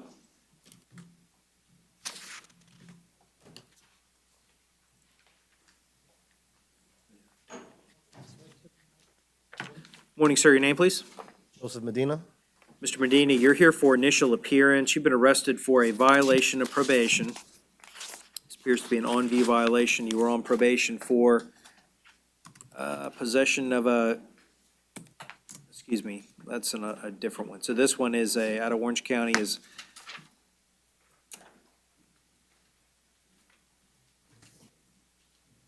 I don't know, it looks like maybe a felony or delivery of a, I can't quite tell what that is. It's a drug-related case. Let's see. Possession of firearm by a convicted felon. Okay.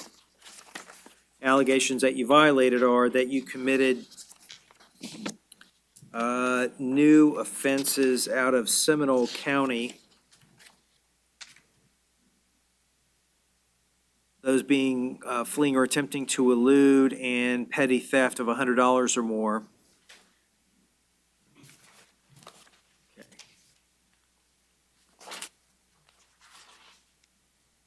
I'm going to appoint the public defender to represent you in the on-view violation. Okay, so at this point,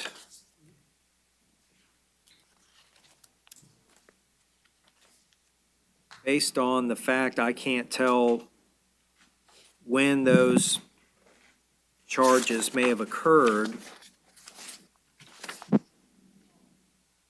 was placed on probation in December of '21, it's 22 years ago. He's got bonds. I'll set the bond on the violation of probation at $10,000. You do have bonds on the Seminole County warrants of $8,000 on the first count and $500 on the second count. So if you're able to postpone, you can postpone here out of Orange County. Okay. Otherwise, if you postpone at Orange County and you don't postpone at a Seminole County, they'll call Seminole County, and Seminole County will come get you within 24 hours. Okay, but I can post bail out of both from here and leave from here. Yes, you can. Okay, sir. Yeah, yes, you can. You'll be given a court date for Seminole County. But I can't tell when the Seminole County matter happened. That's why I'm giving you a bond in this case. Thank you. Thank you so much. All right, good luck. You're also, you're still on probation here in Orange County. What do I do about that? Do I just call her, tell her that I got out? If you post bond, you have to report back to probation within 24 hours. Okay. Okay? Same, Everything's the same. thank you. That's right. Thank you, sir.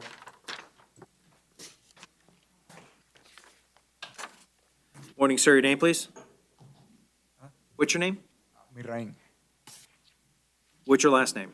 Paez. Mr. Paez, you're here for initial appearance. You were arrested for a violation of probation. You were on probation for aggravated battery with a deadly weapon. Allegations that you violated are that you failed to report in October of last year, and as of November, you still hadn't reported that you left the county without permission.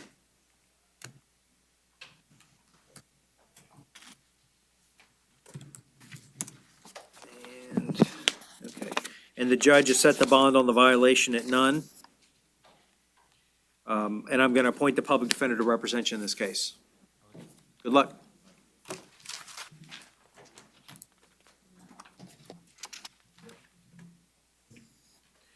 Morning, sir. Your name, please? Dylan Savage. Mr. Savage, you're here for initial appearance. Okay. Been arrested for a violation of probation. You're on probation for uttering forged bills. Allegations that you violated are that you committed the new offense of attaching tag not assigned in Lake County. Tested positive for methamphetamine. And that was on 2 separate dates. I'm going to appoint the public defender. The judge set the bond at none. Okay, good luck.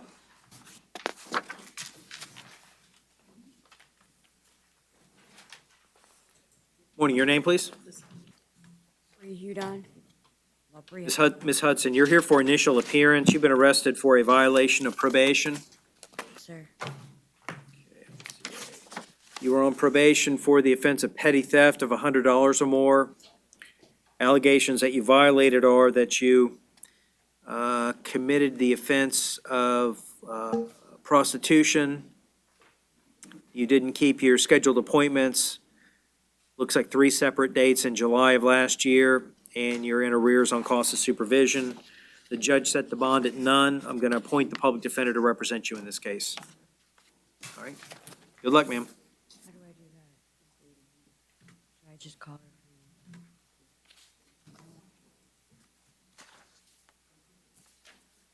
Brenda Robbins refused, Your Honor. Oh, Your Honor, I'm sorry, before we move on Hudson, we just did Hudson. Could I go ahead and enter a denial since it's a misdemeanor, so we can get a court date? On Hudson, yeah, let's set that for a, give it a VOP date in the division. Which is 82, so Division 82, VOP status, April 10th at 9 o'clock, courtroom 9B.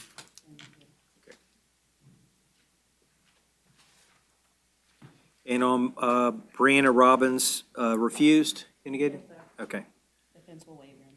All right, so I'll appoint the public defender, and these are two violations of probation.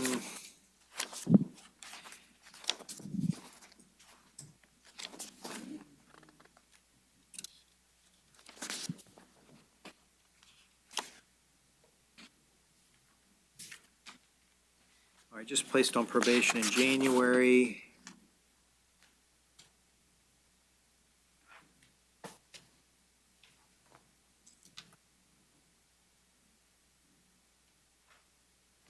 All right, so based on a new arrest for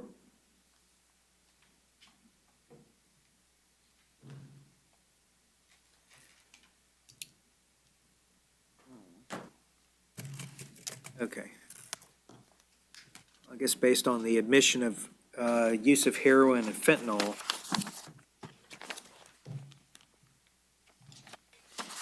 Okay. All right, so I'll stay the bond, said none on both, and appoint the public defender in both cases. And let's set on the, well, it's on view, so we don't give it a court date yet. It should just be set for an arraignment.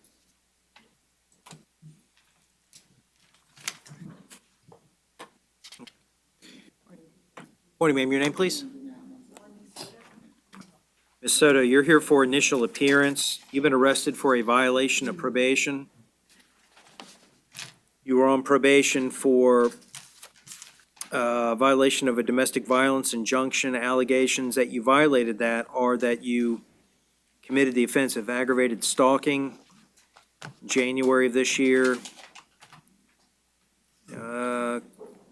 Committed the offense of contempt of court on or about the same day. Failed to enroll in anger management, and you're in arrears on cost of supervision. Judge set the bond at none. I'll appoint the public defender to represent you in this Your case. Honor, we will enter denial. Okay, so we'll go ahead and set for give it a VOP date, Division 50. Yeah, 50. VOP status, April 17th at 9 o'clock, courtroom 4E.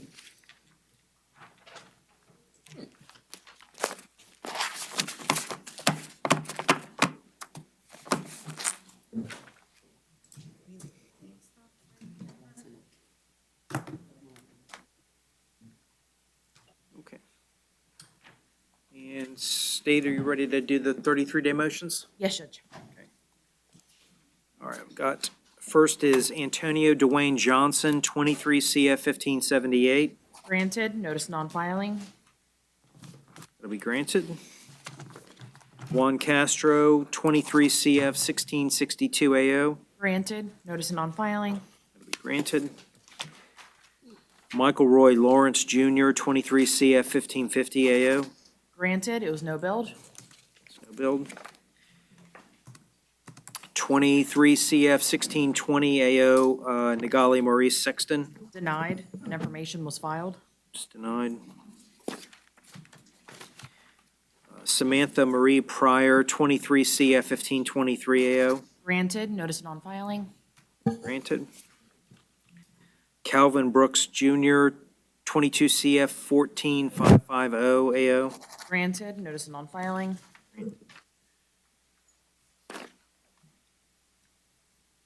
Jimmy Rodriguez, 23 CF 1638 AO. Granted, it was no build. It's no build, be granted.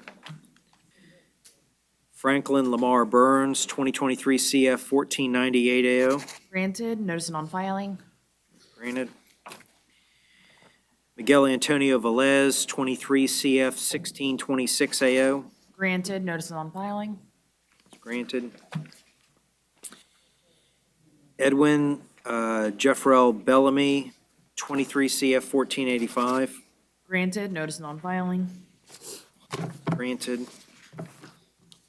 Last is Mal Janik, Asaya Tyler, 23 CF 1301. Granted, notice of filing. That'll be granted.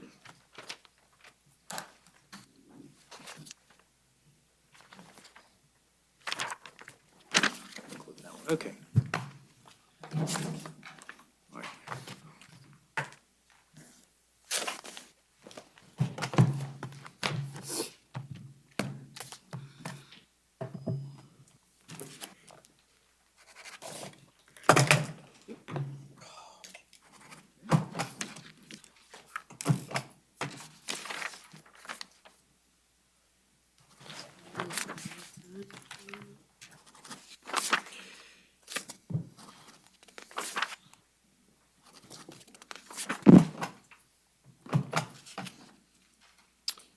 You think we could get started with the second session by 11:30 or push it to 1? 1? Okay. Push it to noon? Yes, Your Honor, because I have to get my son. It's an early day. Can we do noon, please? I'm sorry? Can we do noon, please? Because I have to pick my child up. Is noon possible? I'm sorry, couldn't. It's possible, okay, all right. So we'll start back at noon. Thank you.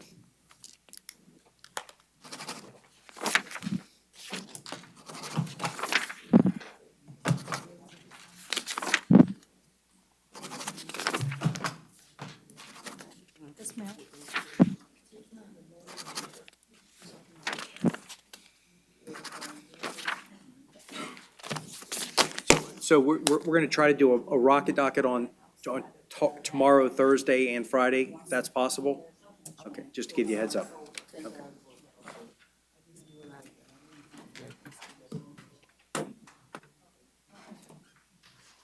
All right, I guess we never got a call in. I don't know if that was the gentleman who had the baby. I think that may have been who it was. I think that's who it was. Would you mind grabbing that for me? Thank you, I appreciate that.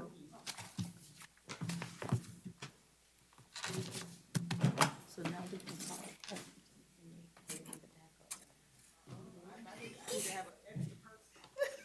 Little on-the-job training today? She's doing an amazing job.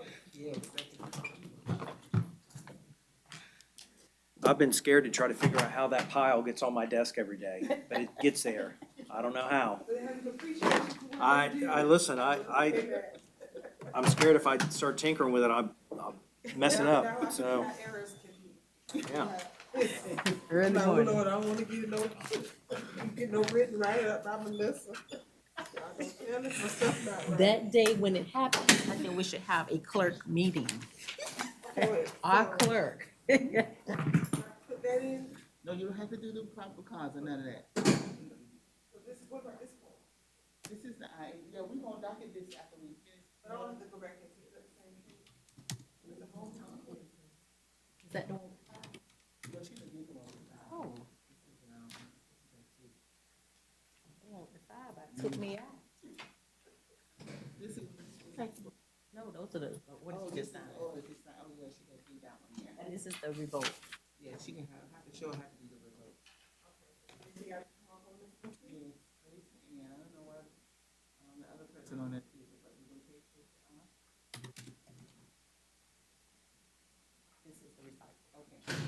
Well, this is new that. Pick him up, please. Pick him up.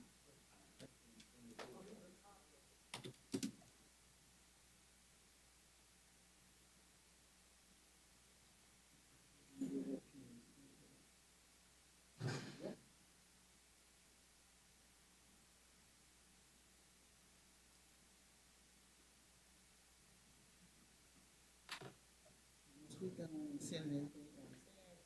We can always do that.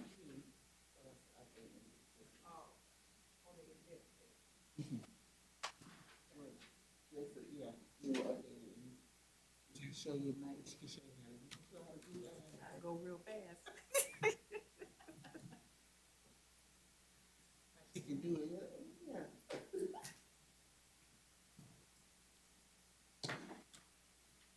Why the red flag? You want to hover over, you can see, you can hover over the red flag. This is a collection. Okay. And then that flag, yeah.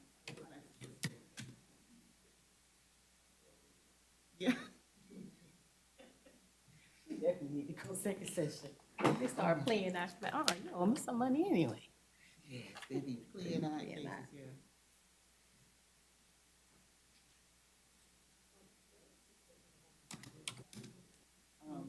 Miss Georgia is, and so They rotate.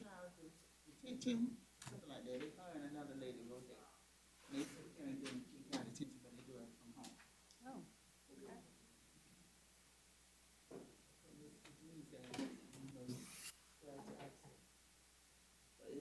We always ask them, yeah. So we coming back at what time? At 12. Oh, because she gotta go. This early day, and she gotta pick up her kid. She said at least 12:30. He asked you. Why you didn't say one? I said one, and then it was, I gotta pick my baby up from school, and That's what I heard, that other part. stuff going on. I couldn't hear you with your mask on. Okay, so remove this person. And then it was like, well, can we do it at 12? I don't even care no more, I don't. That's why we, you know. most I majority couldn't ask act us. out today. My boss here. I'll keep my mouth shut. I thought that was her, but I don't know. I wasn't saying nothing, But you don't get no love.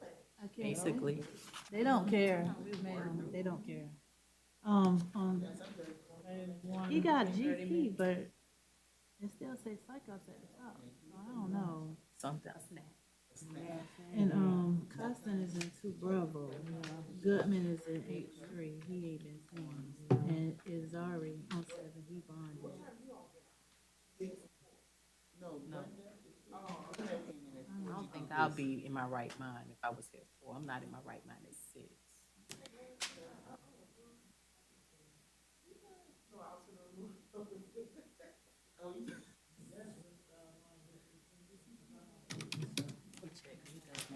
No, no.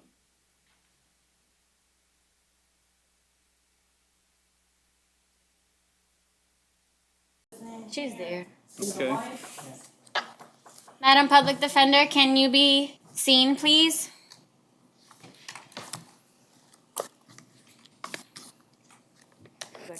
All right, put your appearance on the record, please, ma'am. Rachel Anderson on behalf of the Public Defender's Office. Thank you, state. Danielle Pennell on behalf of the state of Florida. Thank you. Ms. Jenkins? Ms. Jenkins? Your name? Officer Jenkins, PTR. Thank you, ma'am. Jason John Rivera?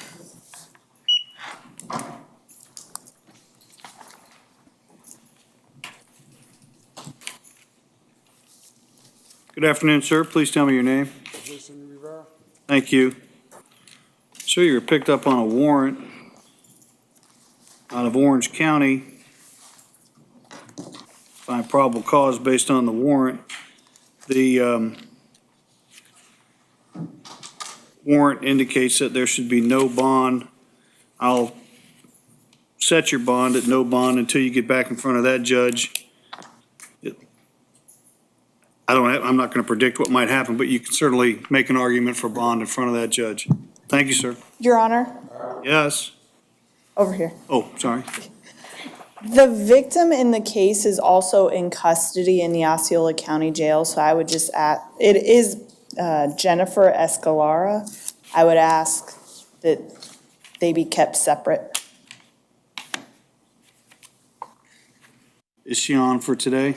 Yes, Your Honor. She's in the new cases, which is I the, see it. And I would ask that the defendant also be ordered to have no contact with her. I'll order no contact, no return. All right, thank you.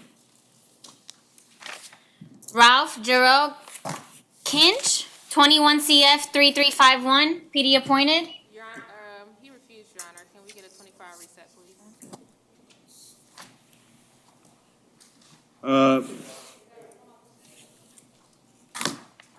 I'm not going to reset him. He's picked up on a warrant. There was no bond, and the note on the warrant says not to be modified by the judge. So I'm going to find probable cause based on the warrant.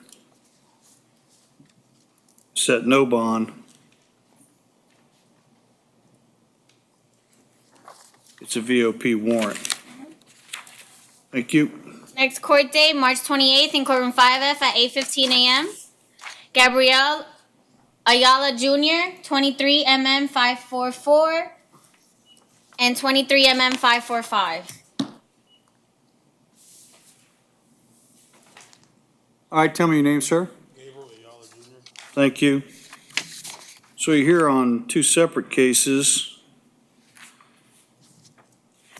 Looks like 23 544 charges simple battery with a bond set by the officer at 500. I find probable cause. I'm going to raise your bond to 1,000.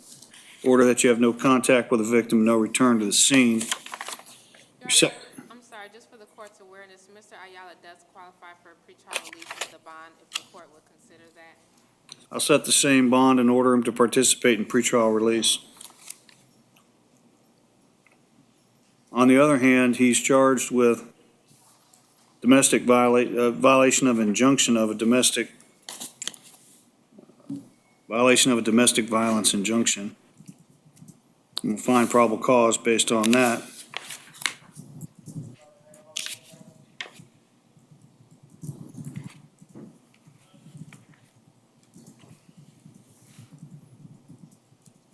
That bond at $1,000, no contact, no return. You want that one with PTR as well, Judge? Yes. Next court date for 23 544 and 545 on demand. Dion L. Bryant, 23 546, PD appointed. Are you here for that case, ma'am? All right.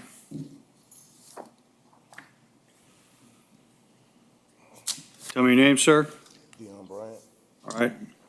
Hold tight for a second. Please approach the podium, ma'am. Leave your personal bench, please. Come on. Raise your right hand, be sworn by the Lord. Do you solemnly swear or affirm that the testimony you shall give in this case to be the truth, the whole truth, and nothing but the truth, so help you God? Yes. Thank you. What is it you would like for me to know, ma'am? Put your hand down. Sorry. I would just like for you to know that nothing happened, and I don't understand why this is happening, and I'm just hoping that I can take my husband back home with me. My children are outside. We're in Florida. We're supposed to go back home today. Okay. All right, thank you, ma'am. Have a seat.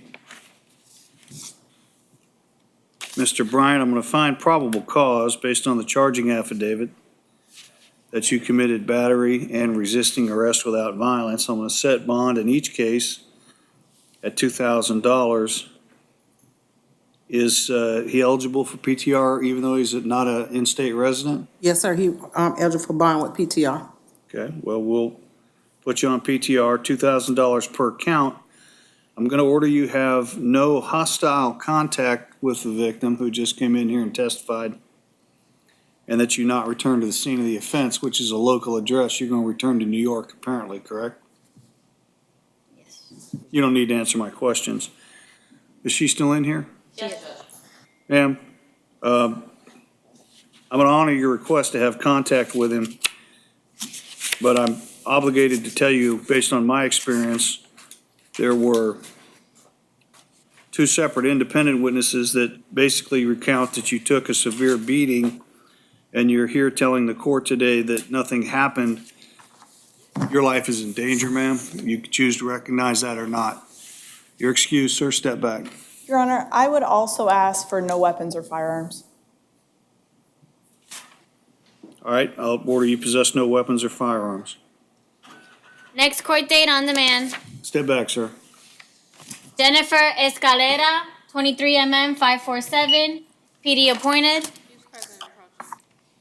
That's it. You're good to go. Yes, ma'am. You'd have to go to jail. Tell me your name, ma'am. Jennifer Escalera. Ma'am, you're charged with petty theft. Find probable cause, your bond is $500. You don't qualify for PTR. Would order you not return to the scene.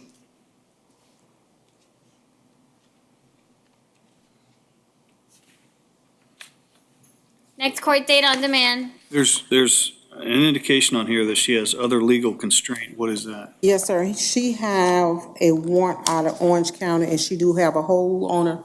So I guess Orange County gonna pick her up. Okay, thank you. Next court date on demand.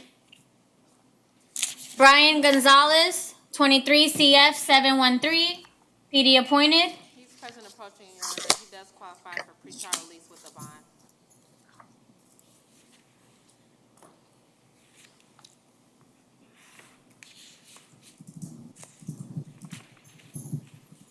I remember this. All right, I find probable cause based on the charging affidavit. I set bond in the amount of $5,000. Order you have no contact with the victim. I recognize the victim as his father and no return to the residence. I'll make it, he may also participate in the pretrial release program, but the bond is $5,000. Your Honor, just for the court's consideration, the alleged victim, based on notes from pretrial release, the alleged victim does want contact with Mr. Gonzalez, so defense requests non-hostile contact, Your Honor. State would object, the victim is not present to be heard. This is a pretty severe incident in which a weapon was utilized. The state would also ask for no weapons or firearms for this defendant. I'll order no weapons or firearms.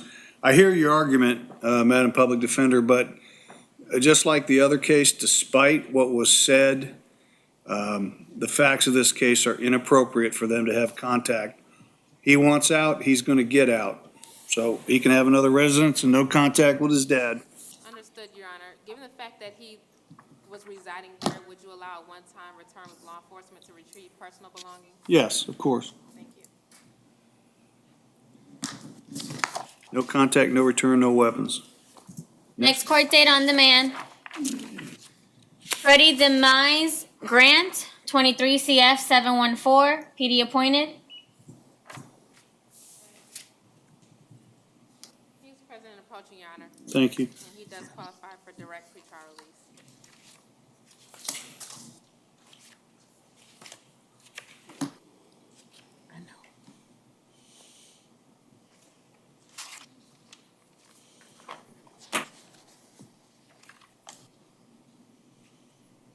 I find probable cause.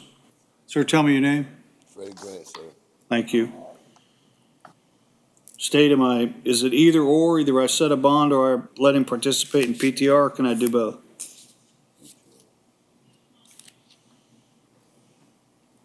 You can do both. Ms. Jenkins? You can do both. It's your discretion, Your Honor. I'll direct him to participate in the PTR program. I'm gonna set bond, stay the bond at, the bond set in the charging affidavit, a total of $4,000. That's $2,500 on the possession of cocaine, $500 on the possession of drug paraphernalia, and $1,000 on the charge of altering, destroying, or trying to conceal evidence. So bond with PTR on all three. Yes. Thank you, sir. Next court date on demand. Joseph Maynard Holtz, 23 MM 548, PD appointed. He's present and approaching, Your Honor. Thank you.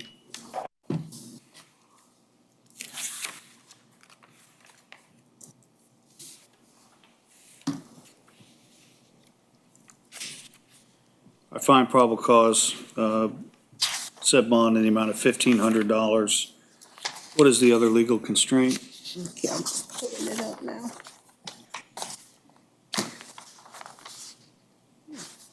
Wonder why she put that on there. He have a, he's on probation out of the state of Georgia. I don't have the ability to find a violation or revoke on that. All right. Thank you, sir. Step back. Next court date on demand. Your Honor, Yes. I would ask that the defendant be ordered to have no contact with the victim and no return to the residence. And no weapons or firearms. On Mr. Holt's case, I meant to order no contact, no return. There was no weapon involved here. This was just between you and me and the fence post in the earshot of the public defender.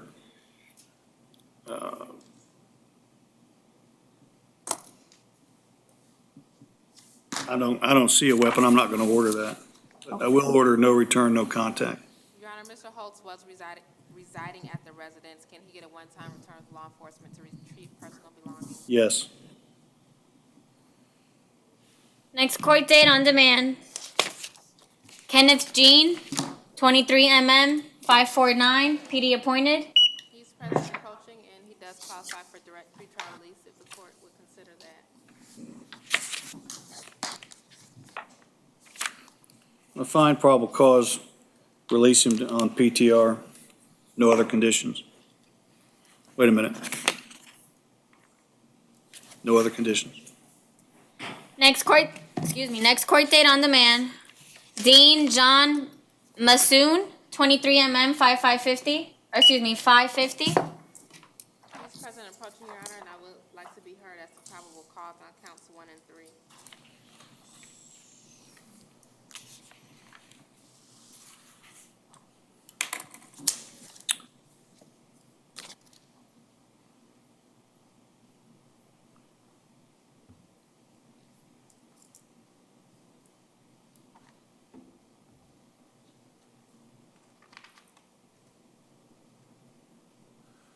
All right, you may proceed on your argument, ma'am. Thank you, Your Honor. The defendant is charged under count 1 with petty theft of $750 or more. The charging affidavit indicates that loss prevention recovered the stolen items, and they totaled the value total was $81.72. So the defense would argue that there's not probable cause for petty theft of $750 or more. In addition, the defendant was charged under count 3 with resisting recovery of stolen property, Florida Statute 812.015, subsection 6. The statute requires that the defendant resisted the alleged victim's effort to recover the property, and at the time of the resistance, the victim had probable cause to believe that the defendant had concealed or removed the property from the place where it had been kept. The charging affidavit indicates that when loss prevention approached the defendant, that he dropped his backpack and ran out of his shoes, leaving the backpack there. Loss prevention then recovered the backpack and the stolen items. The defense would argue that there's insufficient facts to give rise to probable cause as to count 3. State, take them in the same order that she presented them. Your Honor, with regards to count 1, retail theft, petty theft, it's for less than $750, and it indicates it's a first-degree misdemeanor. The total is $81.72. I believe that it should be petty theft less than $100, which would be the M2. I would agree that the facts stated don't give rise to probable cause for count 3, the resisting merchant recovery. It is detailed in the affidavit that the defendant abandoned the stolen property once approached by loss prevention. Okay. I'll grant your motion, or I agree with your argument that there's no probable cause for retail petty theft less than $750, but there is for retail theft less than $100, a second-degree misdemeanor. I'll ROR the defendant on that count. Stay the bond at $500 on the obstructing without violence, and ROR on count 3 but find no probable cause. Thank you, Your Honor. All right, thank you. So Judge, for the bond one more time, what are we doing with count 1, ROR, count 2, 500, and then ROR on count 3? yes. Okay. And he is also out on PTR on 23 CF 528. I'm going to revoke his bond on conditions of release on that case, set no bond, and require him to see that judge to straighten that out. Next court date on demand. Gregory Alexander McCall, 23. I'm sorry, Madam Clerk, on that last case, what was the case number? 23 CF 528. You're welcome. Gregory Alexander McCall, 23 CF 715, 23 CF 716, and 23 CF 717. PD appointed. I'm sorry, Your Honor, he's currently in the 24-hour reset. Sure, 24-hour reset. Call him tomorrow. John Nicholas Uberti III, 23 551, PD appointed. He's present and approaching, Your Honor, and I do have a probable cause argument as to count two. As to what count? Count two, Your Honor. Resisting arrest without violence. This is the stiffening of the arms case? No, Your Honor. All right. Make your argument as to count two. The defendant is charged with resisting without violence under Florida Statute 843.02. Statute requires that the defendant knew at the time of the resisting that the alleged victim was a law enforcement officer. There's no indication that the defendant knew that, Your Honor. There's no mention of a badge, a uniform, or a patrol vehicle. It merely states that a voice yelled, "Hey, come here," and the defendant ran. So the defense would argue that the facts are insufficient to give rise to probable cause as to resisting based on lack of knowledge.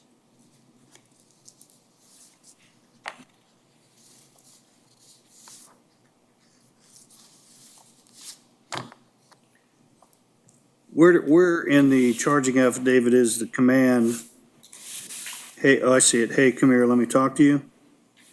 Yes, Your Honor. And you're saying because the affidavit does not, It just doesn't indicate that the defendant knew that it was law enforcement trying to get his attention or that law enforcement was executing some sort of legal duty. It just merely states that the officer who wrote the report heard another deputy yell, "Hey, come here, let me talk to you." And then the officer writing the report, seeing the defendant run back into the residence. It's just not clear. I understand your argument, State. Your Honor, the state would, the state does note that there is no mention of what the deputy was wearing at the time that he made contact with the defendant.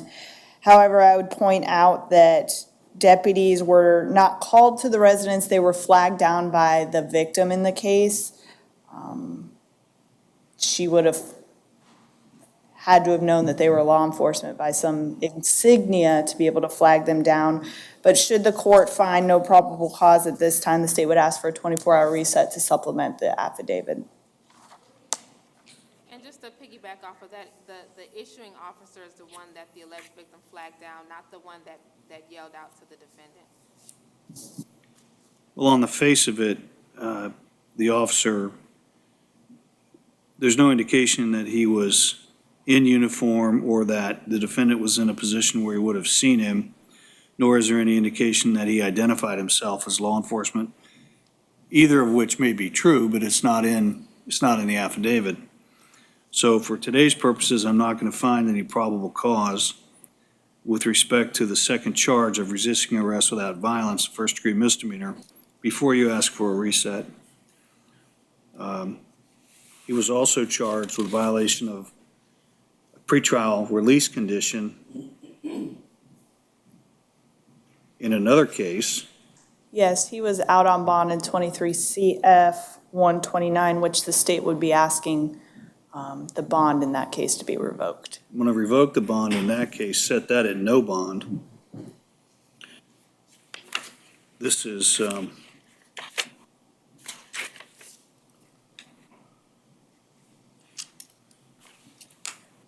there is a sheet attached, Ms. Jenkins, to the back of this indicating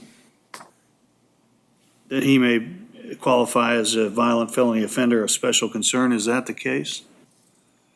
Or is he on probation for another case? It's he's out on bond, Judge. He's out on bond. These are the cases for which he's out on bond? The 23 CF 129, yes, sir. Yes. That, he's out on bond for that? All right. Yes, sir. Revoke the bond in each of those cases, order no bond. And if the state still requests it, I'll order a 24 our reset for the Ju- resisting. The state's fine with him being held on no bond in the other felony case. When we eventually make a charging decision, we can correct the error. Well, I think that the basis for revoking his bond depends on the viability of the new charge, don't you? Or are there, it's a separate independent, he was not to have any contact with her, right? Correct. All right. Then we won't readdress the resisting charge. But there's probable cause to find that he violated a pretrial release condition of no contact with the victim. That's a separate charge. And we'll also revoke bonds in the cases that he was out on bond on. Are you gonna set a bond on on that count one? Cause it's at 0 right now.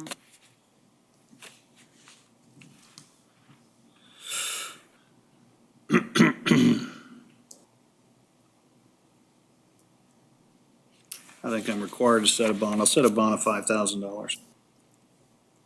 So for clarification, Your Honor, bond is $5,000 as to count 1 and ROR as to count 2? Yes. Yes. And no bond as it relates to the charges, bond revoked on the charges he was out on. Which is 23 CF 129. Thank you, Your Honor. Okay? Next court date on demand. And that should be it. Ball game. Okay. Thank you. See y'all later.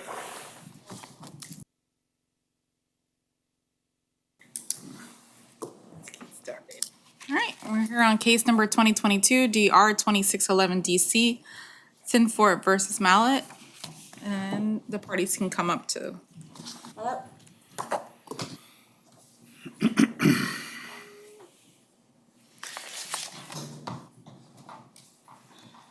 You both raise your right hand when you. Do you solemnly swear and affirm testimony you're about to give in this case today will be the truth, the whole truth, and nothing but the truth, so help you God? Yes. Thank you. You may have a seat. Ma'am, did you answer? Yes, I do. Personal items on the chair? Just set your personal items on this chair here. Thank you. All right, sir. Tell me your name. Sergo Sinfort. Okay, thank you. Ma'am, your name? Megan Palaia on behalf of the respondent. Counsel, you want to put your appearance on the record? Megan Palaia on behalf of the respondent. Thank you. Mimos Mulat. Okay. All right, well, we're here on petitioners, excuse me. We're here on the respondent's motion, right? Yes, Your Honor, we're here, To we're compel? noticed for two motions this morning. This afternoon. Motion to compel and a motion for temporary support. Yes, Your Honor. All right, you have an hour. Which one would you like to take care of first? I can, if Your Honor wants testimony and evidence as to the motion to compel, I will just call the witnesses and do them at the same time. Otherwise, I could give argument as to the motion to compel to get that out of the way. Nope. I need evidence because this is one where substantial delay may have been caused and there may be sanctions. I don't want counsel's argument. Okay, no problem. So I will call my client as the first witness. And we're proceeding on the motion to compel. I was going to take testimony as to both in conjunction to save time for the court, but if you want me to just do one at a time? Nope, go ahead. I can do them both at the same time, or you want me to do one? Yes. Okay, thank you, Your Honor.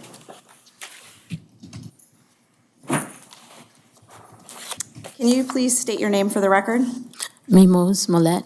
And can you go ahead and spell that for the court reporter, please? Mimose. First name, Mulat, Malut. Last name, And how are you related to Mr. Sinfort? married. And when were you and Mr. Sinfort married?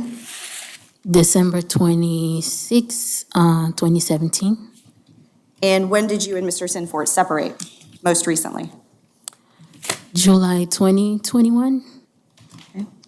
And prior to this current divorce case, did you and Mr. Sinfort have a prior divorce case? Yes, And what happened with that case? it was dismissed. Discharged. And do you have any children in common? Yes, Let me understand that. Counsel, I don't want to spend a lot of time on it, but there was a prior marriage and then a reconciliation? Correct. There was a prior divorce case that was filed, however, that was later voluntarily dismissed. No order was entered? No, Your Honor. All right, go ahead. How many children do you have in common? 3. And what are their names and ages? Mark Henry Sinford, 16, Cyrus Sinford, 13, Leandre Sinford, 10. And where do they currently reside? With mom, Say that again? with me. Okay. And at some point in time, did the oldest minor child reside with the father? Yes, And for how long? for about a month. Okay. But currently, all three are back with you? Yes, correct. And what type of time sharing does Mr. Sinford exercise? None. And has Mr. Sinford provided any financial support for the minor children since you separated? No. What is the date of separation? July 2021. July 20, 2021? July 21. She's just saying, I think July 2021 is what she. Right, July 2021. Yep. The month of July, Do the that. year of 2021. Yes. You don't have a specific date? No. Okay. It's referenced in the petition if you would like to take judicial notice of the specific date, but.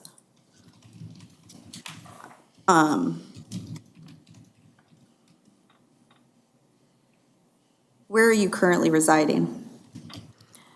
At the current home we had, 1013 Pantheon Drive. And when you say the current home you had, do you mean that was the marital residence? Yes, supposedly. Okay. And at some point in time, have you become aware that Mr. Sinfort stopped paying the mortgage on that residence? Yes, I got served. I was a tenant there and the house was going on foreclosure. Do you know when he stopped paying the mortgage? No. Where are you I'm going currently? to stop you because I don't want to come back to this. She described herself as a tenant. Because she was served as a tenant. I think that's why she was describing herself as that. In the foreclosure case, they served her as a tenant of the household. Is that the marital home before the separation? Yes, Your Honor. All right, go ahead. What do you currently do for employment? I work for Amazon, And what do you make currently with Amazon? 1760. Is that per hour? Yes. I'm going to show you what was previously marked for identification as Respondent's Exhibit A and Exhibit D. I'm providing a copy to petitioner. Do you recognize this document? Do you have that? Yes. I have it right here, Your Honor. I'm going to hand it to her. It's pre-marked. Would you like a copy? If you have one eventually for the clerk, that's sufficient. Yes, I do, pre-marked. Do you recognize this document? Yes. How do you recognize it? It's my financial affidavit. And is it a true and accurate reflection of your current income and expenses and deductions? Yes. Your Honor, I would ask to move what was previously marked as Respondent's Exhibit D into evidence. When was it executed? October 20th, 2022. Any objections, sir? May I please let her finish, then I can make my approach? I'm asking if you object to the introduction of that evidence. Yes, I object. Okay, what's your objection? I'm sorry. We had a prior divorce. Sir? Yes. They're offering an exhibit that states her income in October of last year. What is your objection to that? I object because she's doing two jobs. You say it's not accurate? No, she's doing two jobs. You say it's not accurate? She's doing Uber. It'll be admitted. If you don't answer my questions, I'm not going to pay attention to you. I asked you a question 3 times, you answered something else. I'm not going to fool around. You could have had a lawyer here. No comment necessary. No comment necessary. Okay. Go ahead, ma'am. What does Mr. Sinfort do for a living? He is a truck driver over the road. And what is it that you believe he earns doing the over-road truck driving? Roughly 10 to 14,000 a month. Why do you believe that? Because that's what most truck drivers make when they go over the road. There's no Okay. foundation for that. I'm not going to give her credit for knowing that. Understood, Your Honor. Have you also reviewed the bank statements that Mr. Sinford has provided? Yes. And in reviewing his bank statements, do you see multiple deposits into his account? Yes. I'm going to show you what was previously marked as Respondent's Exhibit F for purposes of identification. Can you look at that? Do you recognize that document? Yes. And what is that document?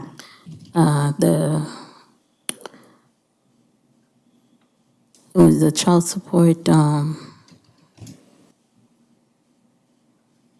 number that we won based on the numbers Mr. Sanford provided. So the child support guidelines? Yes. Is that a true and accurate representation of what you're requesting the court order today for temporary child support? Yes. Your Honor, I would ask that this be moved into evidence, what was previously marked as Respondent's Exhibit F. Do you have any legal objection to that document, sir? I object, Your Honor. Tell me what your legal objection is. We had a related case where she had her signature. Overruled. Yes. You don't understand the difference between having a different version of facts and a legal objection. You need to make legal objections. Yes. It's already admitted. You want to hold you to the same standard? Wait till I have to take that lawyer to task. All right? Now, counsel, what income did you input for Mr. Sinford? Mr. Sinford? We have him inputted at a gross amount of $8,000 per month. And you netted that? It's netted in the DPA calculations. So the net at the bottom, the net amount is $6,700. Okay. And you have 100%, you get 70 and 30% for overnights? We have him calculated at giving 56 right now because the only time he's taken in the past has been in the summer.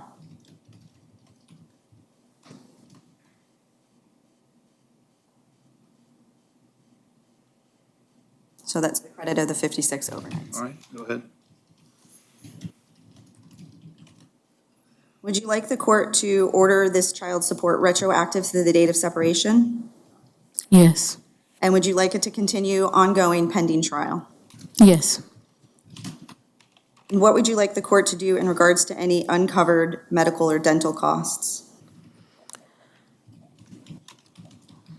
To have Mr. Sinford comply to the pro rata based on the guideline.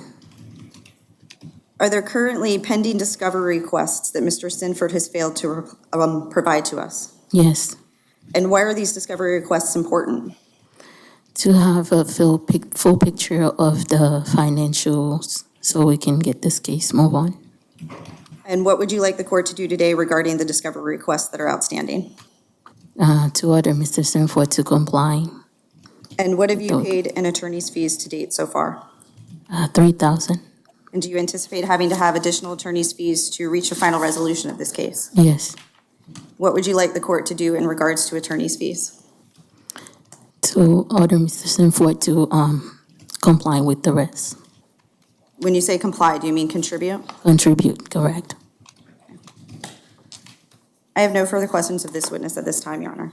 And I'm just handing him, I forgot to hand him a copy of the guidelines that he did receive them previously via email. Did you just give it a copy to him? Yes, Your Honor.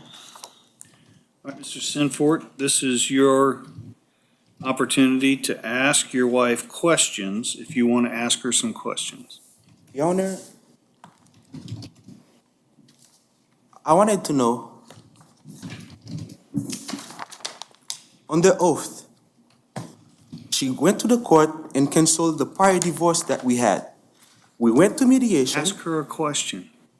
This is your chance to ask her a question. My pleading is to the court. I'm already here with her. She knows all the situations. Basically, You'll get a chance to tell your side in a second, so you don't want to ask her any questions? why did you Sit go down. to the court? Yeah, oh, Sit down. I'm so sorry. Do you want to ask her a question? Yes. Okay, ask her a question. Why would you go to the court and cancel the prior mediation that we had on the related case that we have? Objection relevance. let him finish. And then you said you were getting reconciliation with me. Is that a true fact, Ms. Mallet? Yes. And why do we hear now if this is what you said is true? Why we not reconciliation and get everything's move on? Why we are here right now fighting over a case that's supposed to be doing July 22nd? In this matter, I lose my house. Hold on, that's not a Our question. house. That is not a question. You can tell me that during your phase. Okay, this question is finished. Do you have an objection? No, Your Honor, it's fine. Okay, what is the answer to the question? We were supposed to work things out. When I filed the case, after mediation, Mr. Sternford did call me and we had a conversation. And based on that, and I said, okay, he was supposed to go to counseling and do certain things. He wasn't, prior to that, to the divorce, there was a case. There was a multiple case with DCF. We were supposed to work on things so he doesn't touch the kids anymore. So when I find out he's not gonna go to counseling, he just wanted me to cancel the divorce after I canceled it, and then he went and filed for the divorce. So that's why the case was dismissed, because we were supposed to reconcile based on his. Okay? Your Honor. That's the answer to your question. That's a lie. Okay, you can tell me that later. You have an opportunity to ask her another question. Okay. Can you show proof that we had to work this out based on your questions? You said we supposed to go to counseling. Can you show proof of that? Your Honor, this case, Mr. Stanford is requesting questions of his discharge. This is his case. He went and filed because he wasn't happy with my answer. Just to answer his question, do you have any documentation or proof he's asking today? No. Okay, next question. Okay. If you have no proof of that, how are we supposed to be getting together to work things out? Objection again is to relevance for this case. Okay. The answer to that, sir, I will tell you is, she dropped a divorce case to try to work things out with you. That's what she said. Your Honor. Let me finish. And then something happened and you filed a divorce case. Yes, I filed the divorce because she withdrew the case. Okay. Like she said, if I'm over the road, that's what she claims, I'm over the road. I don't understand that phrase, you're what? She claims that I am a truck driver over the road. Over the road. Mm-hmm. How are you gonna work things out with somebody that's over the road? We're not working things out anymore. You filed divorce proceedings against her. Yes, I filed divorce against her because I find out that the case was canceled. I came to the court, find out what's going on. On the record, there's multiple interaction with the court. When this gonna get final? When? I find out with this, not even a letter. Why don't you show it to the deputy and show it to the council and I'll look at it. Yes. Okay, and then this is. Hold on, one thing at a time, just hold on. Yes, she said she was getting back with me. I have no communication whatsoever. She changed her mind. This is one of the things you gotta get over. Doesn't want to get back with you. I know, Your Honor. Let me see. I mean, this is a done deal, okay? We. It is a done deal. Yes, so we're not working things out. There's no reconciliation, okay? Because I know the court doesn't matter why we are here today, because it is a state where it's right to divorce. No fault divorce. No fault divorce. Let me ask this question, counsel. Why do I have this case? No, what do you mean, why do you have this case, Your Honor? It was originally assigned, the prior divorce was assigned to Judge Netcher. I don't know why it was assigned to Your Honors. I have no idea. I didn't have anything to do with that. Reassignment? Okay, it was administratively reassigned to me. All right. Yeah. All right, sir, those matters about why you're not reconciling are not relevant.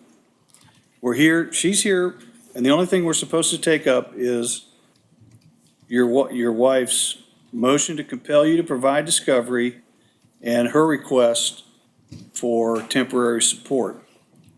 You've asked her those questions. Hold on. Do you have any other evidence? I will be calling him as a witness, Your Honor. right? She's gonna call you as a witness, and then it's gonna be your turn, and you can tell me whatever you want to. You need to answer the lawyer's questions. Your Honor, under the Fifth Amendment, Sorry? under the Fifth Amendment, I represent myself. I cannot be stand on there and incriminate myself. I mean, she asked me for everything. I have documentation to comply with everything she asks me for. Sir, you're asserting the Fifth Amendment? Well, the Fifth Amendment preventing me from incriminating myself, okay, as she have a question she wanna ask me, and I understand that, okay? But I think the Fifth Amendment preventing me as a pro se representing myself to incriminating myself. Okay. If you elect to take the Fifth Amendment, that's fine if you feel like that's your course of action. Just understand that I am free to draw a negative inference from that. So I don't know who put in your mind that you needed to take the Fifth Amendment, but it's an important decision. I don't have any problem responding to what the question she might be asking me, but everything she asked me for was providing. That's different. That's different. So I'm going to ask you one time. You going to answer her questions, or are you going to refuse to answer on the basis of the Fifth Amendment? Your Honor, I have no problem at all responding to her questions. Ask your questions. Thank you, Your Honor. Mr. Sinford, where do you currently reside? I reside in West Palm Beach, Florida. After we get the order that I'm supposed to be leaving the home, well, she was gonna vacate the home based to prior order that we have. The paper's down, sir. The question was, where do you live? West Palm's the answer. Go on. Thank you, Your Honor. What is it that you do currently for work? I'm a truck driver. And do you work for yourself or for an employer? I am an independent contractor.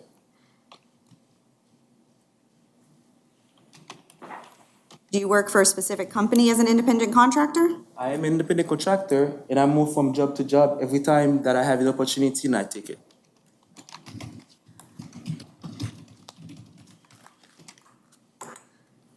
I'm going to show you what we previously marked as Respondent's Exhibit E for purposes of identification. And I'm going to give you a copy as well, just for you. Do you recognize that document?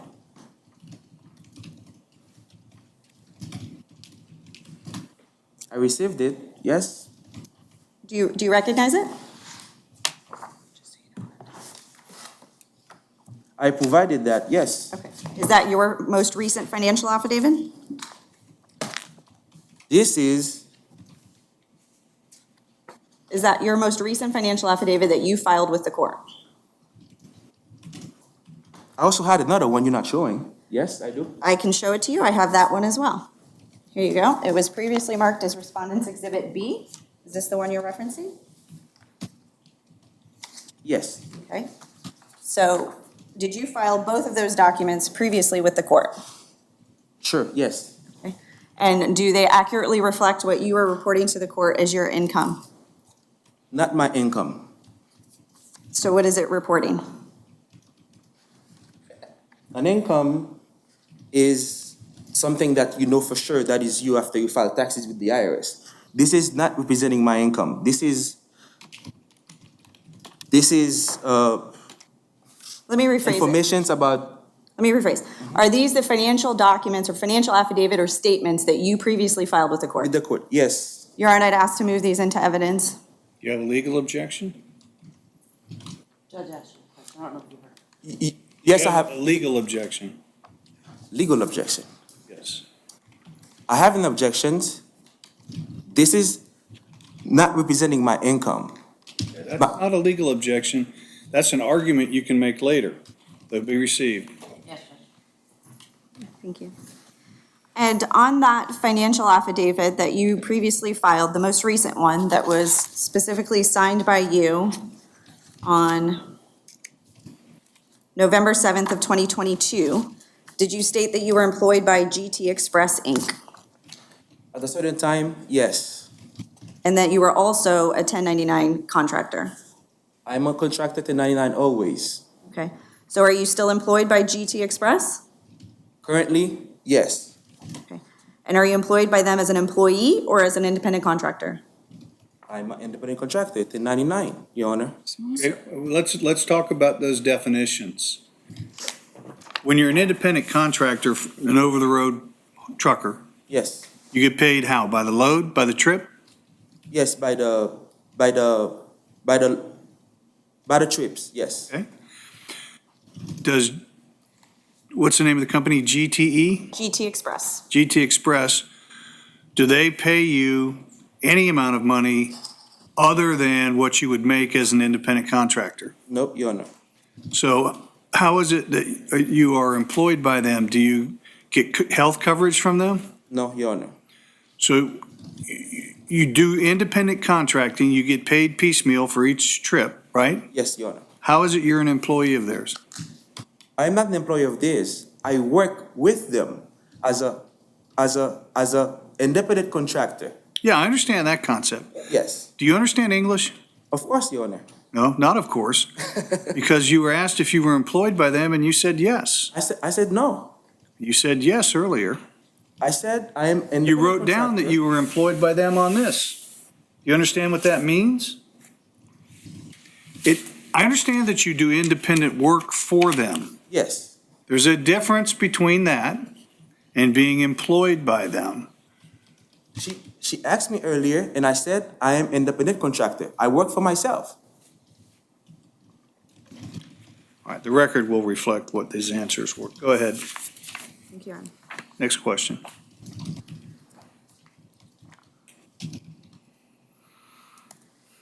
Mr. Sanford, I'm going to show you what was previously marked as Respondent's Exhibit A, and I'm going to provide you with a copy for yourself. Do you recognize this document, this set of documents? It's mine, yes. And what are they? What are they? It reflects my account number with Chase. Okay. And is that the Chase account ending in 9105? Is it says on there? Yes, I believe. Okay. And this is your checking account? Well, this is my personal checking account. Yes. Your Honor, I would ask that these be moved into evidence what was previously marked as Respondent's Exhibit A for purposes of identification. Do you have a legal objection? I do, legal objection. You can state it. If it's a legal objection, I'll listen to it.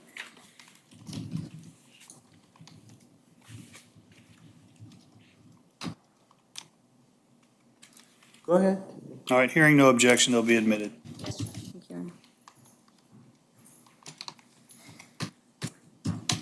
Mr. Sinford, is it accurate that these bank statements show deposits each month into your account, often in excess of $10,000 a month? This is not accurate. This is what I get paid as an independent contractor, okay? So the question was, does your statement show some deposits in excess of 10,000 in a month? No, Your Honor. No, all right. So I'm going to just show to you the statements that were just admitted into evidence and see, if you could see right here. For the month of September of 2021 to October of 2021, what was the total number of deposits into this account? Consul, you have to understand how the banking system works. Your Honor, I would just ask that he answer the question. Sir, you're going to get your chance. You've given an answer, now you're being asked to identify. No, Your Honor. Excuse me? It says that, okay, but it's also like a negative $8,000. I'm just asking, No. what deposited into this account that month? Okay, monthly, I doesn't get paid monthly. It's a report showing what owns the account. Your Honor, I'll just use the evidence as argument later.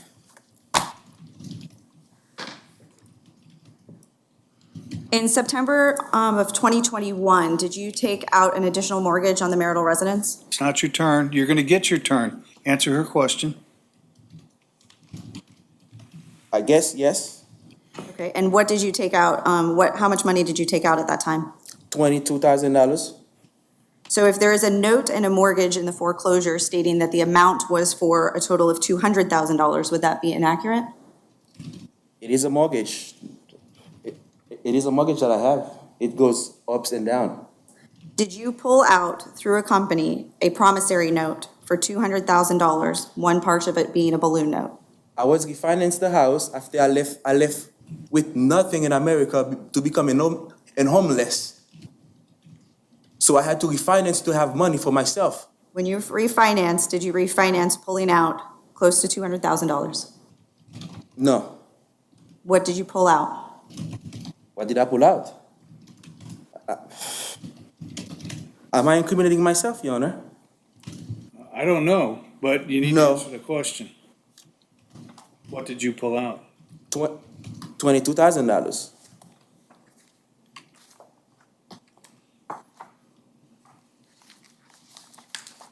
Next question.